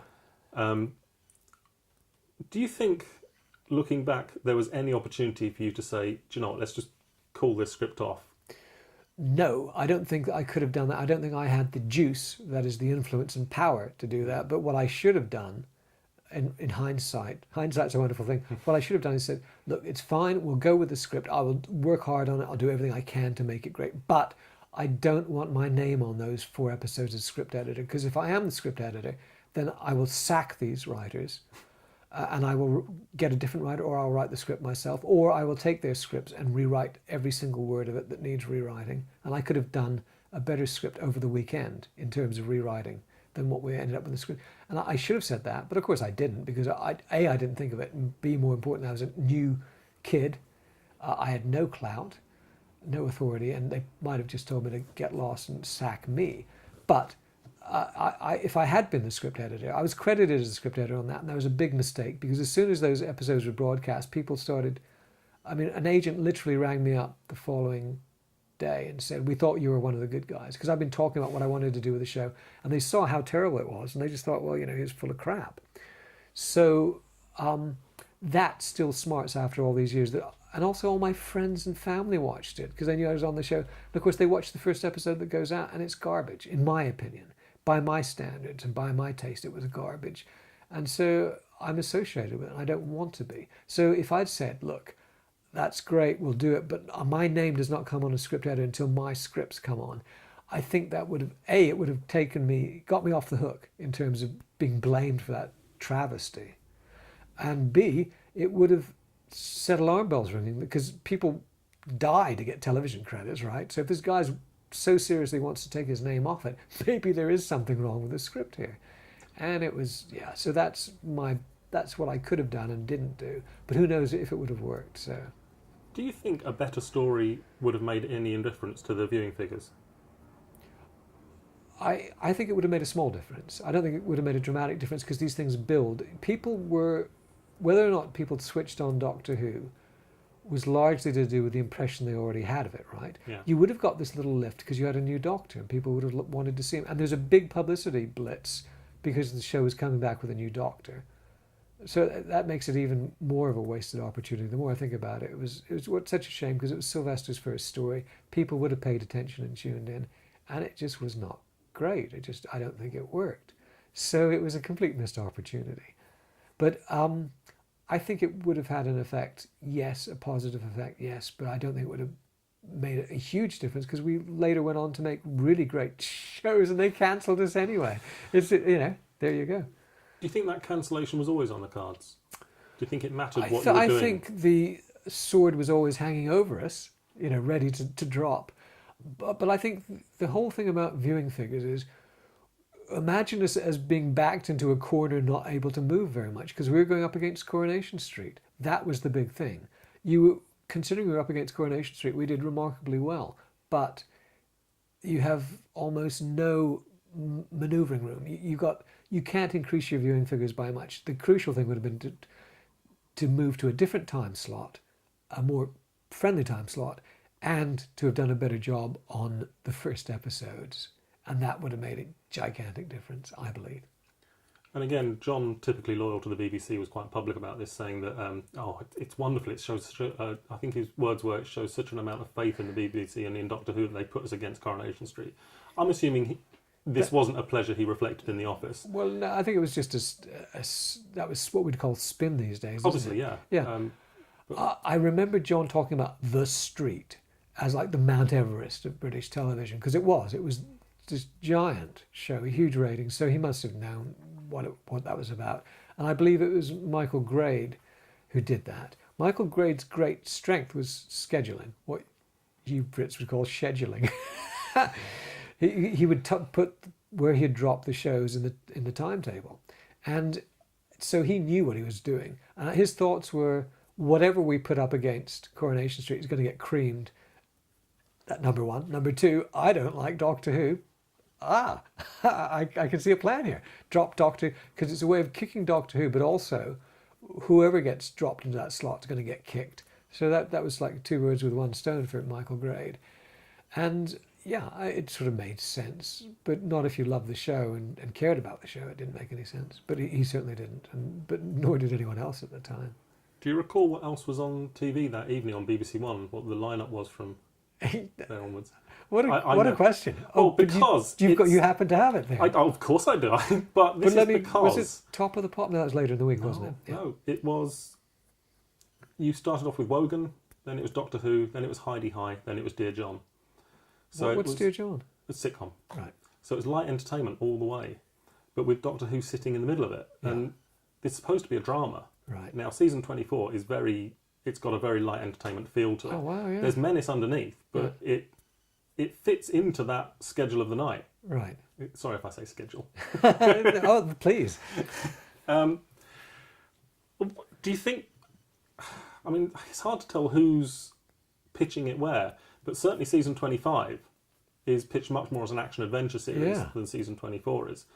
But the schedule still stays much the same. It's still against Coronation Street. So you were saying it sits rather oddly with its bedfellows. I just wonder if the reason that season 24 feels more light entertainment is because it's surrounded by light entertainment. I looked for the whole week's programming on BBC One. Yeah. Very little drama. But that would be... I don't think that was John reflecting the BBC culture. I think that was John reflecting John. Oh, quite John possibly. Nathan Turner. Yeah, but I'm just in terms of the BBC putting Doctor Who on a Monday night, does that show any faith in Doctor Who at all? Was this the first time it was up against Coronation Street? Yeah. Okay, so... Right. Well, actually, was it up against Coronation Street for Davison? The 2 weekdays then? It was Monday and Tuesday, wasn't it? But it wasn't... I thought it was after Nationwide at 7. Yeah, it would have been earlier. Yeah, so yes, it was. Okay, so we were in uncharted territory. To suggest that any thought had been given to sort of matching tonally to the other shows is just to live in cloud cuckoo land, I'm afraid. Just because of the way that production works. Yeah. The fragmented nature of the production. Okay. Just wondered if it was guilt by association. We went off on such a tangent there. I can't remember. That's it. I'm going to go right the way back to what I was going to talk about. How are we doing for time on this one? We've got 16 left. Yeah, that's perfect. I was wondering whether you were going to say that line, which I love in your book, where you said you watched Time of the Rani with Jonathan Powell, his office, and at the end, he said, "Well done, I like his hat," or "I like his headgear," or something like that. It's just... Well, if you find the quote, I'd be delighted to do. Yeah, because the idea is that that's the only thing you can find to praise, right? Yeah, he's not wrong. We talked about you getting all the writers together and working as a team.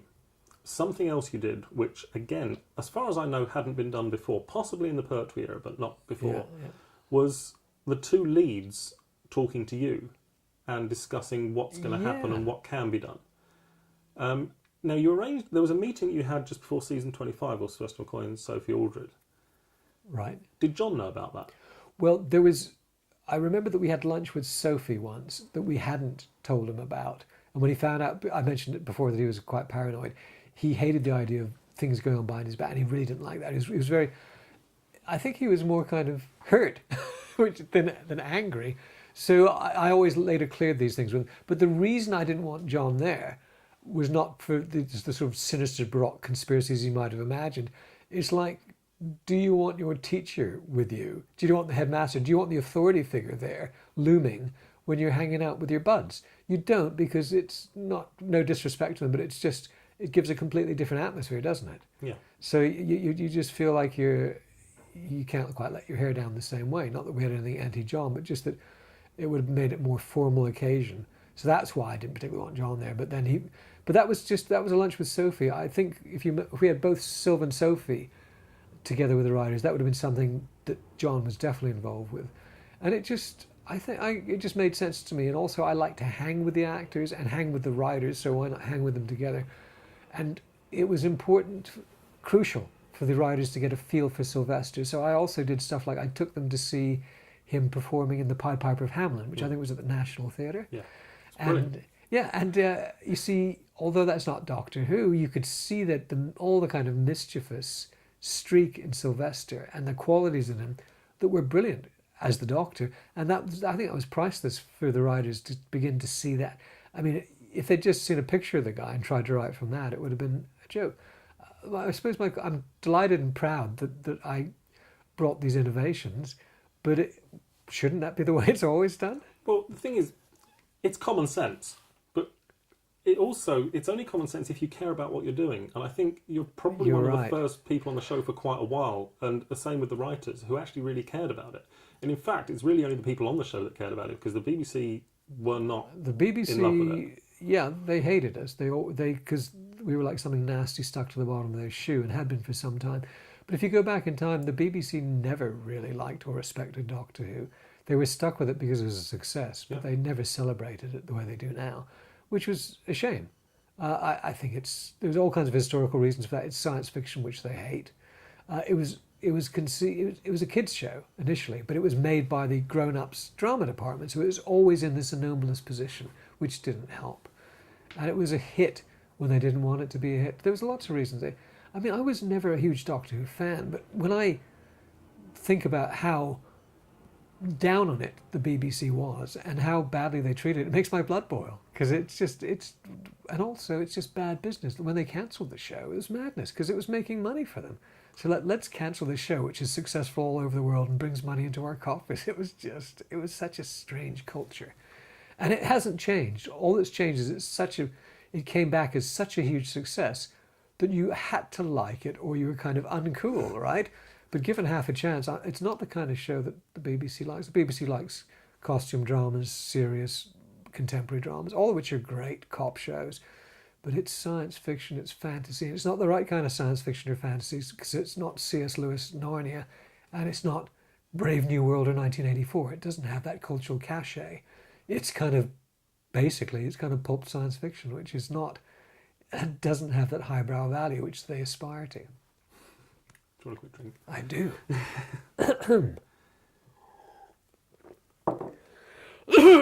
Yes, you were saying?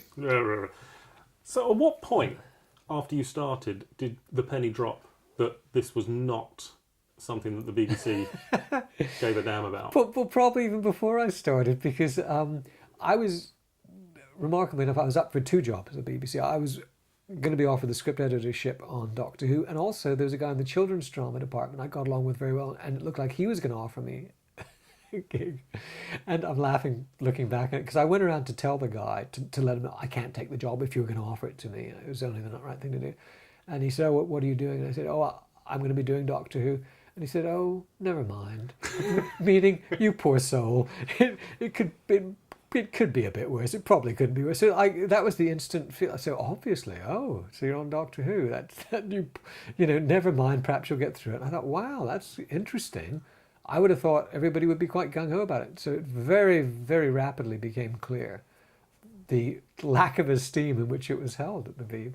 Did you encounter that a lot with? Did you ever talk to other script editors or other series? I was just about to say. I remember a guy called Tony Dennis. Okay. He was a script editor on, I think he worked on South of the Border. Anyway, he came in and he sort of did the same sort of commiseration thing, but he also sort of nudged me and said, oh, but I bet it's a nice little earner, isn't it? And I thought, and it probably would have been, because the traditional thing would have been to write all the scripts myself, write all the stories in the magazine myself, all the comics myself, all the novelizations myself, and just make loads of money, which in some ways I regret I didn't do, but in other ways I'm kind of proud I didn't do, because we made a great show with great other writers besides myself. Interesting about the money, in that John obviously was getting paid quite well as a producer, but he was also making a fair bit of money doing conventions and other things. Yeah. You never did conventions or interviews, and that was pretty much, it seems to be a decision you made right from the word go. Almost from the word go. Here's what happened. I came in and I sat down the show, and suddenly, in my own tiny little way, I had a tiny little bit of fame and celebrity, because although Doctor Who had no currency in the greater media, in the greater culture, it did have its vociferous little fan culture around it, and fanzines and official magazines. And so people wanted to interview me and talk to me, and I was the new script editor, and I would get copies of these fanzines. So I don't know what the turnaround on this would have been, but I remember I got a fanzine, or maybe it's a legit magazine, and there was a little article about me, and my eyes hungrily raced down the page looking at my name in print, which is a thrill. It really is a thrill. And then the very first time I read the first slightly negative words about myself, it really hurt. And it bugged me, and it rattled, whatever the guy said that was negative, it rattled around in my head for days afterwards. And I thought, you know what? This is really unhelpful and unhealthy.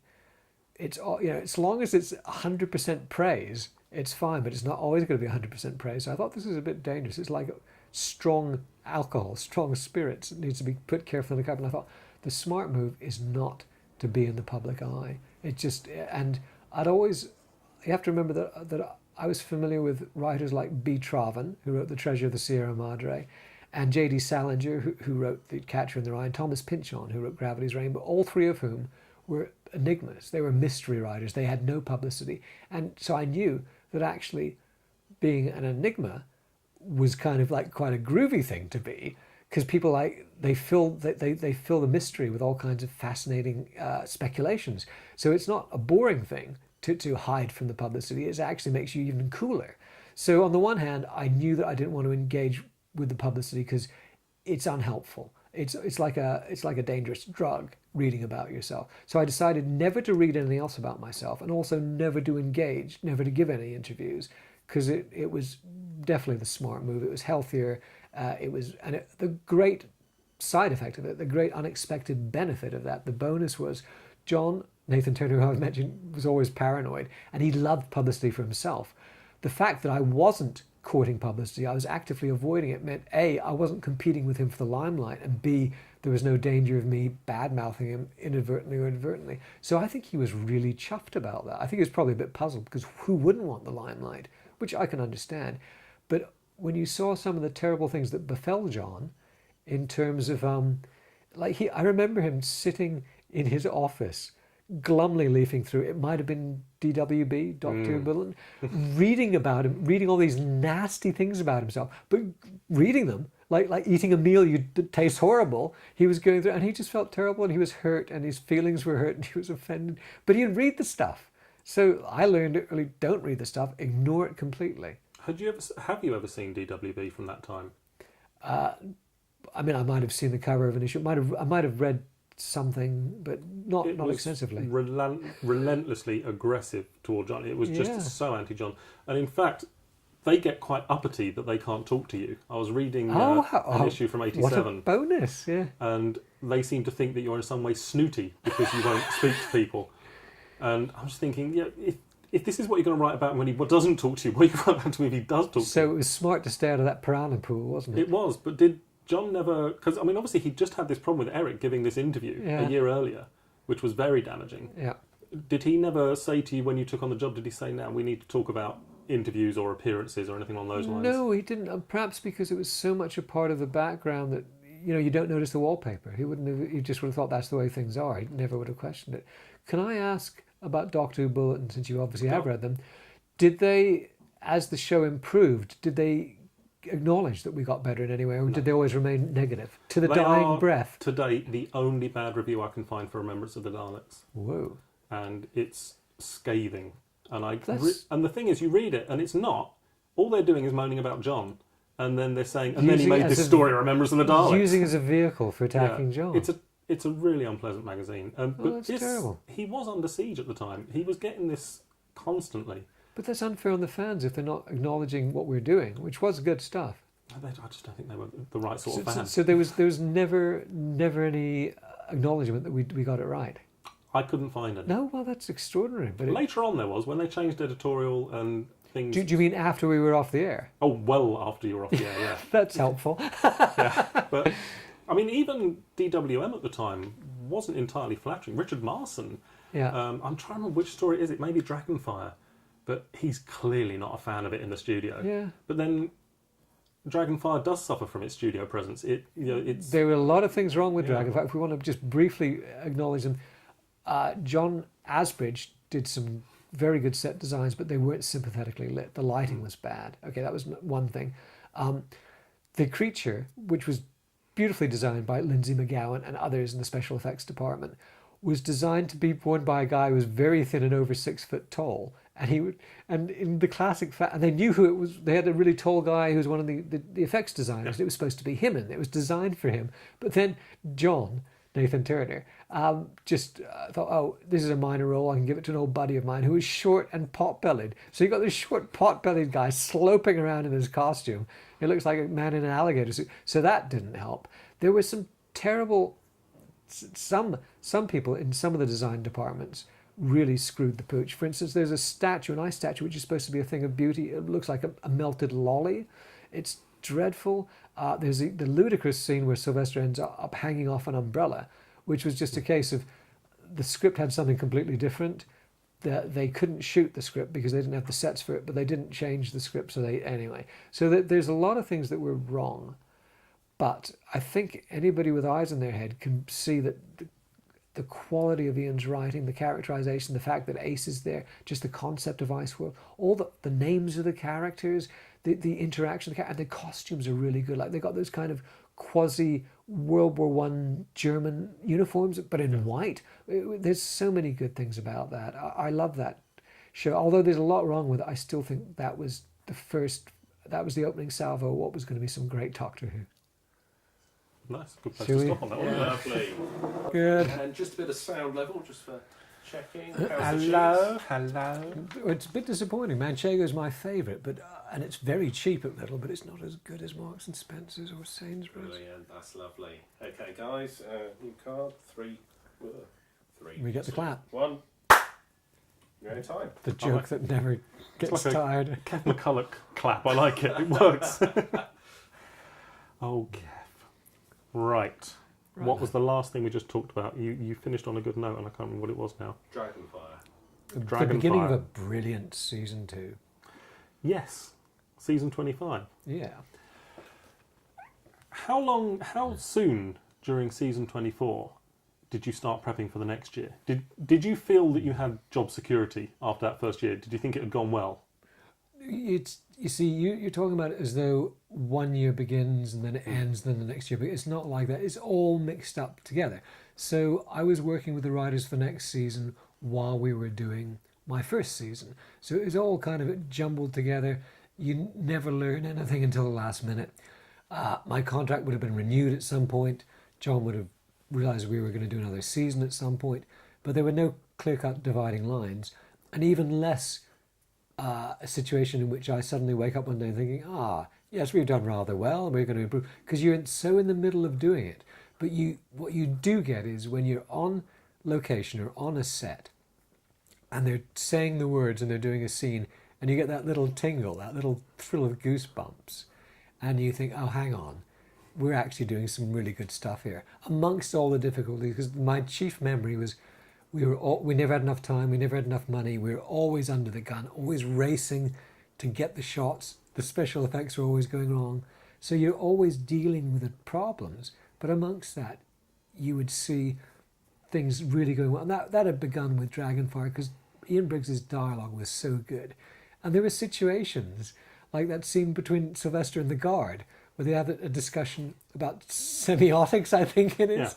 Yeah. And it's just unlike anything that's gone before, but it's just hilarious, and it's obviously good and kind of promising in its own right. And so those were the sort of situations, both when I saw the scripts and then later when I saw them being made, that I thought, yeah, we're starting to do something proper now. Do you want to grab a quick drink? I actually want to blow my nose, so I'm going to be right back. The cocaine's Really falling wondered out. what you were going to say then. Oh dear. You're lowering the tone. I want to blow a goat. Give me 5 minutes.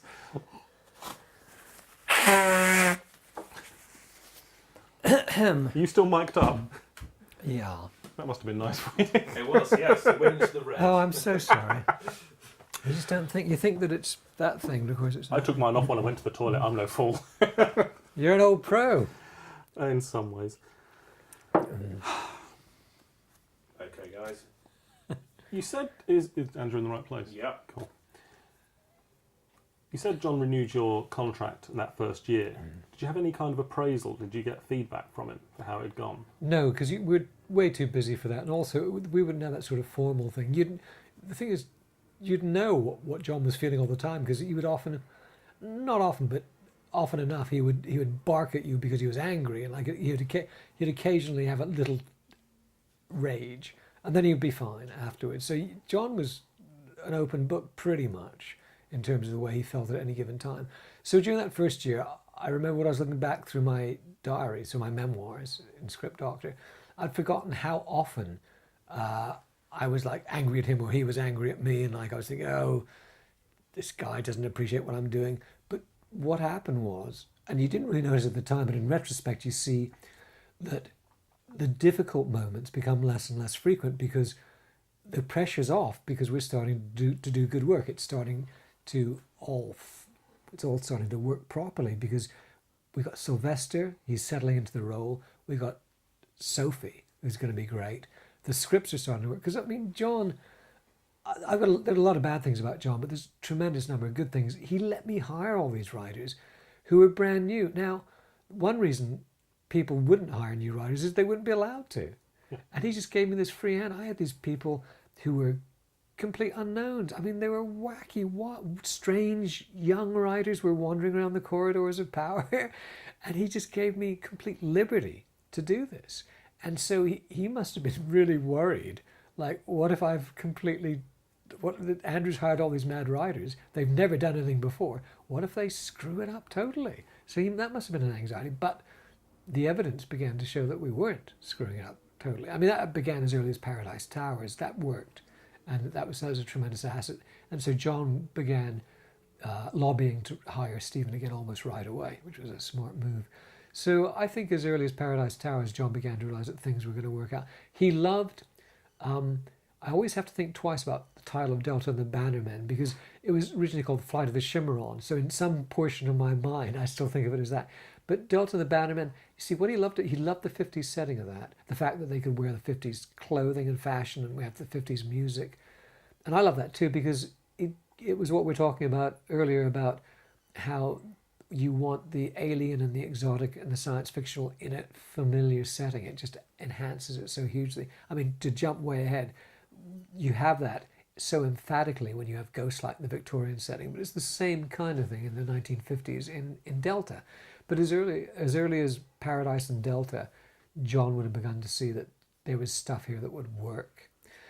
And I'm just thinking about Delta and how brilliant Don Henderson was. I know we're moving on to the next season, but I'm just quickly referencing that. And again, I can't remember the name of the costume designer, but he who did those 2-3-parters, I think it was Richard something. He died not long after that, but he was brilliant. The Bannermen have these fascist outfits. They look like the fascists in Spain during the 30s. And he just had these wonderful costumes, and the same on Dragonfire. And if you think about the Ice World people in their white costumes and the Bannermen in their black costumes, they're kind of like two sides of the same coin. They're very different, but they're coming from the same place. They're informed by history and fascism, I think, in both cases. And the costume design was just stunningly good. So there's a lot a lot we got wrong, and a lot of learning curve, but there were some great things in that first season too. Just before you go to that question, could you just pop that on the floor, Matt? It'd be all right to cover that one with other bits and pieces. Was it bad? No, well, it was in shot, Oh, I see. but you can still... Yeah. Is all this crap in shot then? Yes. Okay. So you can still vignette it. Have I written anything rude? No. You're talking about your working relationship with J&T. Yeah. Sophie Aldred sums it up quite nicely in the afterword for Script Doctor, where she says, although Andrew and John were like chalk and cheese, one the bespectacled intellectual, his softly modulated tones talking politics and popular underground culture, the other flamboyant, Hawaiian-shirted, all eyes and teeth, fags and vodka. Somehow this strange partnership engendered mutual respect and understanding. That's easy for you to say. Do you know what that is? There's a lot of syllables in that paragraph. Do you want to do that one again? I can record that anytime. Okay, yeah. I'm quite lucky in that respect. I love what she said there, and it's very true. And I love the kind of the sketches, the little caricatures of the two of us. And the thing was, although we were very different people, and we were often at each other's throats, especially early on, you have to remember that you stop fighting each other when everybody else is attacking you, right? And basically, it was John and me and Kate Eastill, the production secretary, in a foxhole, loading our rifles with the entire Chinese army coming across the Yalu at us. I mean, it was like that. We were on our own. Everybody was against us. The budget was against us. The time was against us. So, of course, we were allies. And we did respect each other because, I mean, we also, it would often piss me off. John was always obsessed with casting big names, whether they were the right names or not. And he was very camp, and he did have that pantomime thing going on. But at the same time, he was a really good production associate before he was a producer. That means he was the person who looked after the budget, and he was very good at that. The two great strengths John had was that he was really good at making the money work in Doctor. And in Doctor, there was no money. So he did things like, we notionally had a 6-parter every season, and 6-parters are way too long and they're cumbersome. So instead of having one 6-parter, which was part studio, part location, he split that into 2 3-part stories, one of which was almost all location, one was almost all studio. I mean, that's just a smart move. He was always very shrewd, and without him, we couldn't have made the show. The other area in which John was really good was editing. I mean, he was, somebody said that if John wasn't a producer, he could have made his living as an editor. I think that's true. Because when we sat down with, just to give people an idea of what it's like making TV and also making movies, you kind of make the project 3 times. You write a script, and that's the project. And then you shoot it, and that's kind of the project. And then you edit it, and that's the 3rd time you make it. Because you take all the material that you've derived from the script and the shooting, and it's chaos. And then you edit it together. And John was brilliant, not least because we were often over length. We were way too long. And so he was very smart about what to take out. But also, he was just smart about how to put sequences together, how to cut them together so they worked. He was a natural. So those were his 2 great strengths. And yeah, we were a very odd team. But, he was gay, he was a party animal, he drank, he smoked cigarettes. I was none of those things. But, I was retiring, I raced home to my girlfriend, I didn't party, I preferred to smoke a bit of pot, I wasn't a huge drinker. He was, I guess, on the right of the political scale, I was to the left. But we were united in our cause that we both, although John, there's an expression in English to rip the arse out of something, which means to so ruthlessly exploit it that you've destroyed it. And there's a sense that he ripped the arse out of Doctor Who because he stayed with it too long. He made a lot of money out of it. He went to all the conventions. He sort of, in a sense, he pumped the well dry. And so you could present that. But he loved the show and he cared about it and he understood it on some level. And so we had that in common, that we both wanted to make a really good Doctor Who. Although John and I, if you sat down and quizzed us about what a really good Doctor Who was, you get 2 completely different descriptions of the elephant. When you put us together, we both were working towards the same goal. We had disagreements right down the line, like when I made the Doctor darker and godlike, he got very upset about that. But yeah, the greatest thing about John from my point of view is that he was open to new ideas and he'd give you the freedom to do things. Like I mentioned, to hiring the new writers, that was unknown. That level of autonomy and freedom in television, I think would have been probably impossible on any other show under any other producer. So it was a uniquely beneficial set of circumstances. Interestingly, Eric, for most of the 80s, brought in an awful lot of new writers to Doctor Who, but again, these weren't people new to writing. They were just people new to Doctor Who. Yeah. And more often than not, it wouldn't work out, or they'd sort of fall apart, or the scripts would just be left for years on end and Very, never get around to very being tough finished. format to So- get into. There was also the criticism that John didn't like old hands coming back to the show. He had this thing about people being hooed out. So he Could be true, couldn't always keen to go for the new talent if he could, which makes a difference. it? Not just with writers like Dominic Glynn, who's a great friend of mine and a brilliant composer, and he did wonderful work for us. He just sent John a tape. And the thing was, John would give people a chance. Now, there was a downside to this too, because in my first days in the show, we were getting letters from this guy he'd send these letters. I am the new Doctor. You must see me. I am the new Doctor. I am the new Doctor. I'm better than all the other doctors. How can you even contemplate hiring anybody else? You have not seen me. I am magnificent. I am the new Doctor. And this guy didn't want to only be the Doctor. He'd written the entire season. He had all these scripts. The thing was, John said, okay, well, let's give him a chance. Maybe he is the new Doctor, right? Had it really come to that by that stage? I don't think it was desperation. I think it was open-mindedness. I just thought, well, okay. And also, there's a kind of lovely aspect to that. Although this wasn't what John was thinking, it has the effect of calling the guy's bluff. Now, so we get where the guy's turned up, and he's downstairs in the reception area with his mum.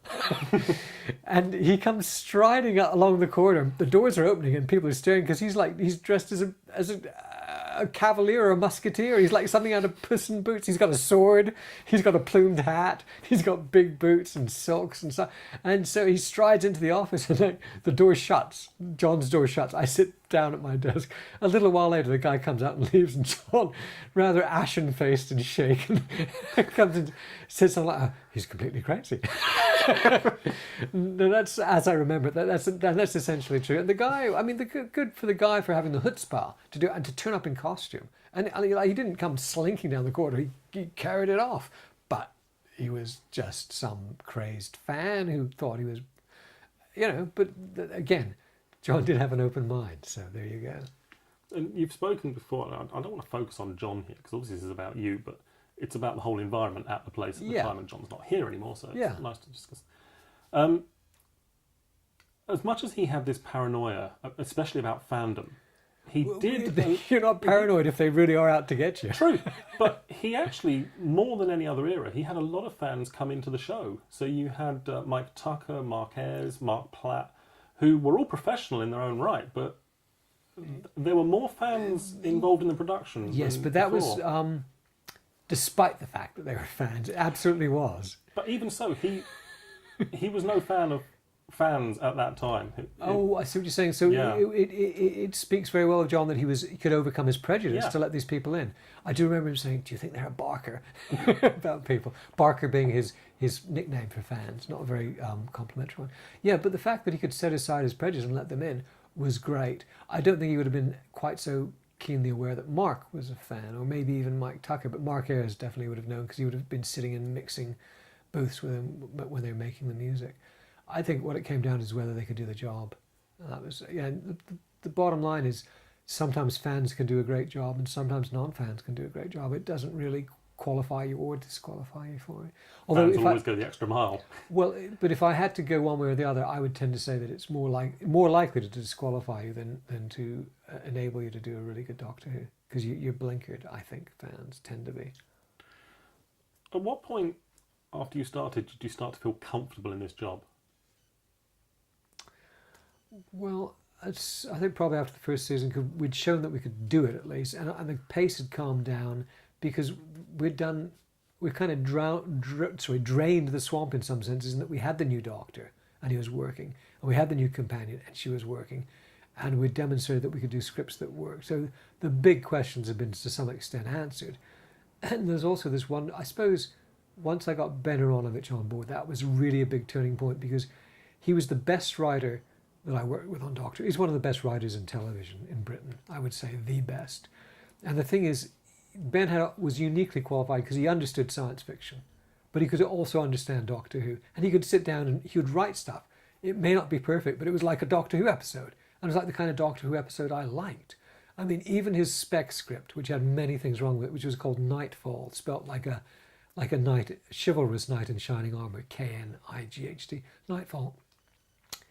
even that, from the first page of that script, I could tell that he was a natural. And the reason is they're in the control room of the TARDIS. The Doctor and Ace are in the control room of the TARDIS.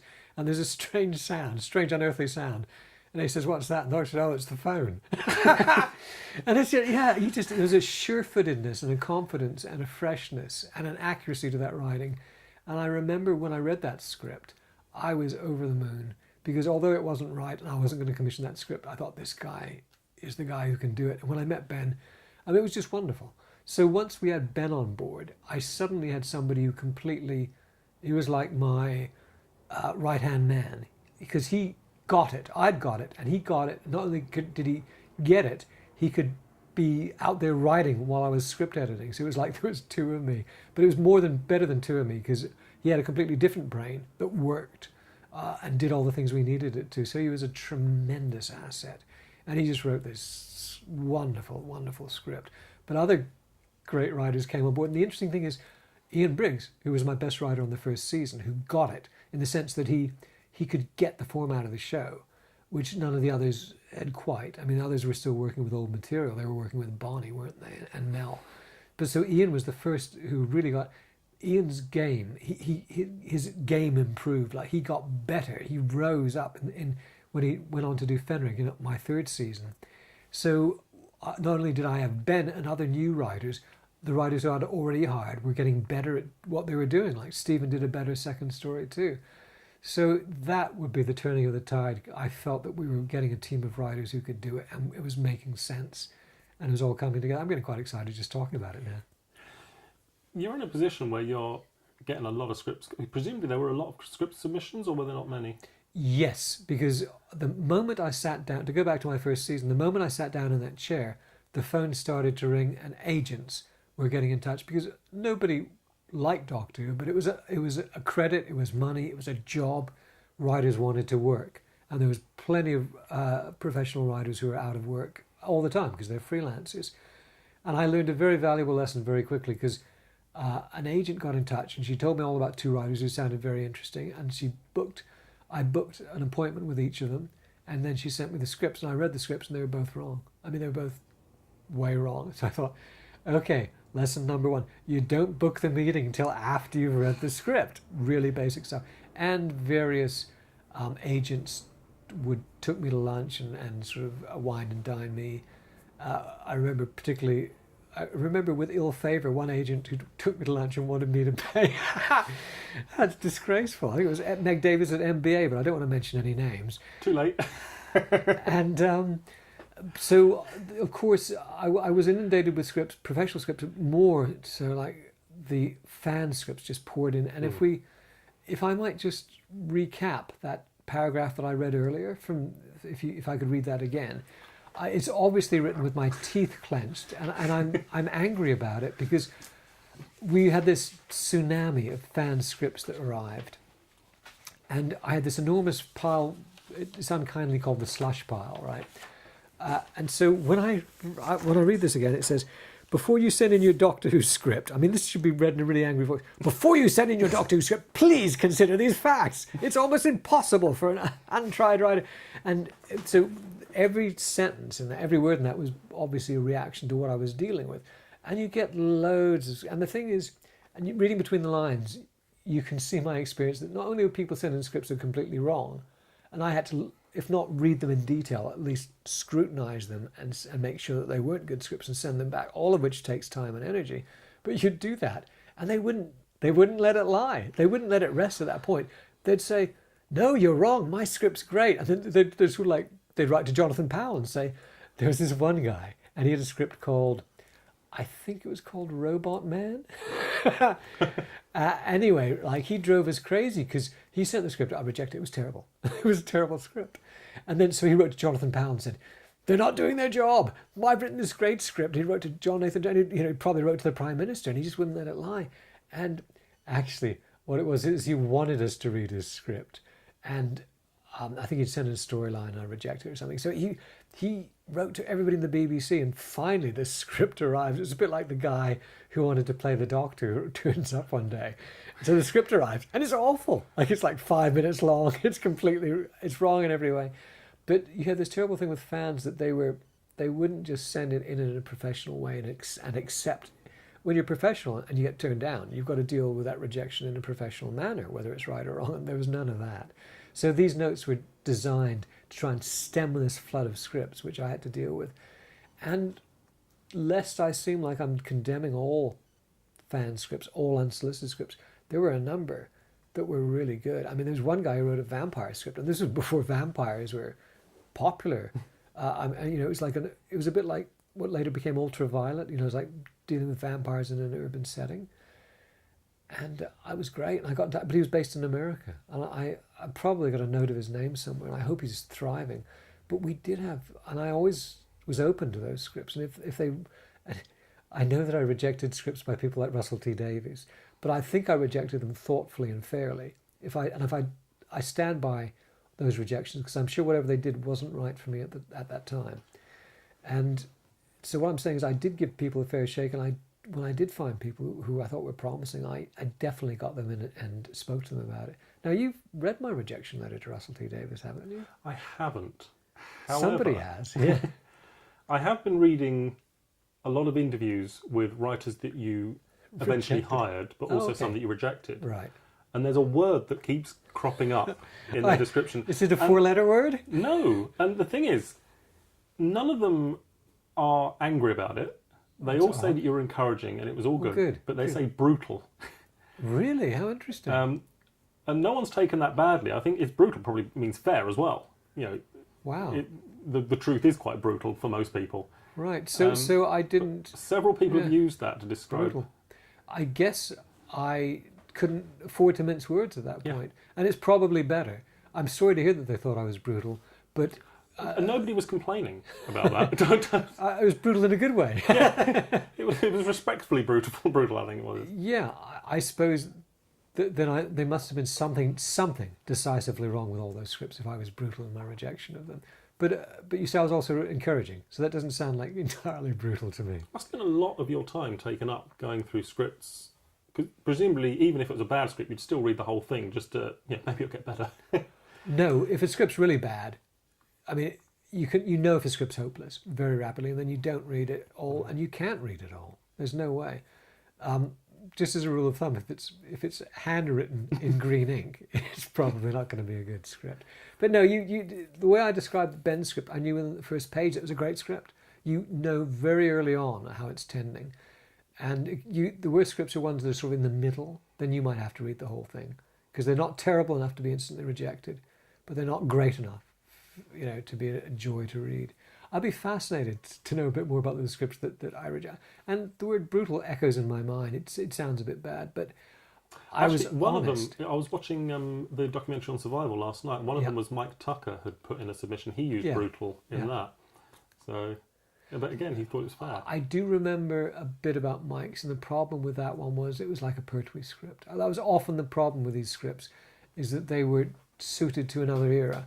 If you had the Doctor and the TARDIS talking about the TARDIS as the old girl, you knew that was the mindset of a previous Doctor, and that was kind of really damning, because I think it shows that they were locked into the wrong kind of approach to the show, and they needed to.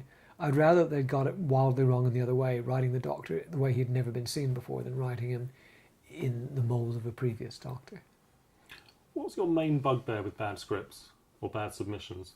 What is the one thing that would just tip you over the point? Well, that nobody had ever given the slightest thought to this actually being a television program that has to be shot by real people in 25 minutes. I mean, you would get scripts that were 5 pages long.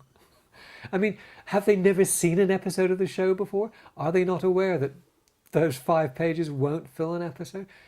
So in answer to your question, things that are so extravagantly wrong that clearly they've never applied the reality of the situation in any way in their head. I mean, I've had professional writers get things crazily wrong. On a show I did called Dark Knight, which was like a sword and sorcery show, there was another script editor. Like it was shot in the UK. It was a UK-based production, but it was shot in New Zealand. So they used to have a script editor in the UK and one in New Zealand as well. And the New Zealand script editor actually wrote a script. And this is the adventures of Ivanhoe, right? And Ivanhoe doesn't turn up till page 40 or something. So, I mean, that's a classic mistake that you get and this would happen on Doctor Who too, that writers become besotted with their guest characters, meaning the characters they've created just for this story. And that's understandable.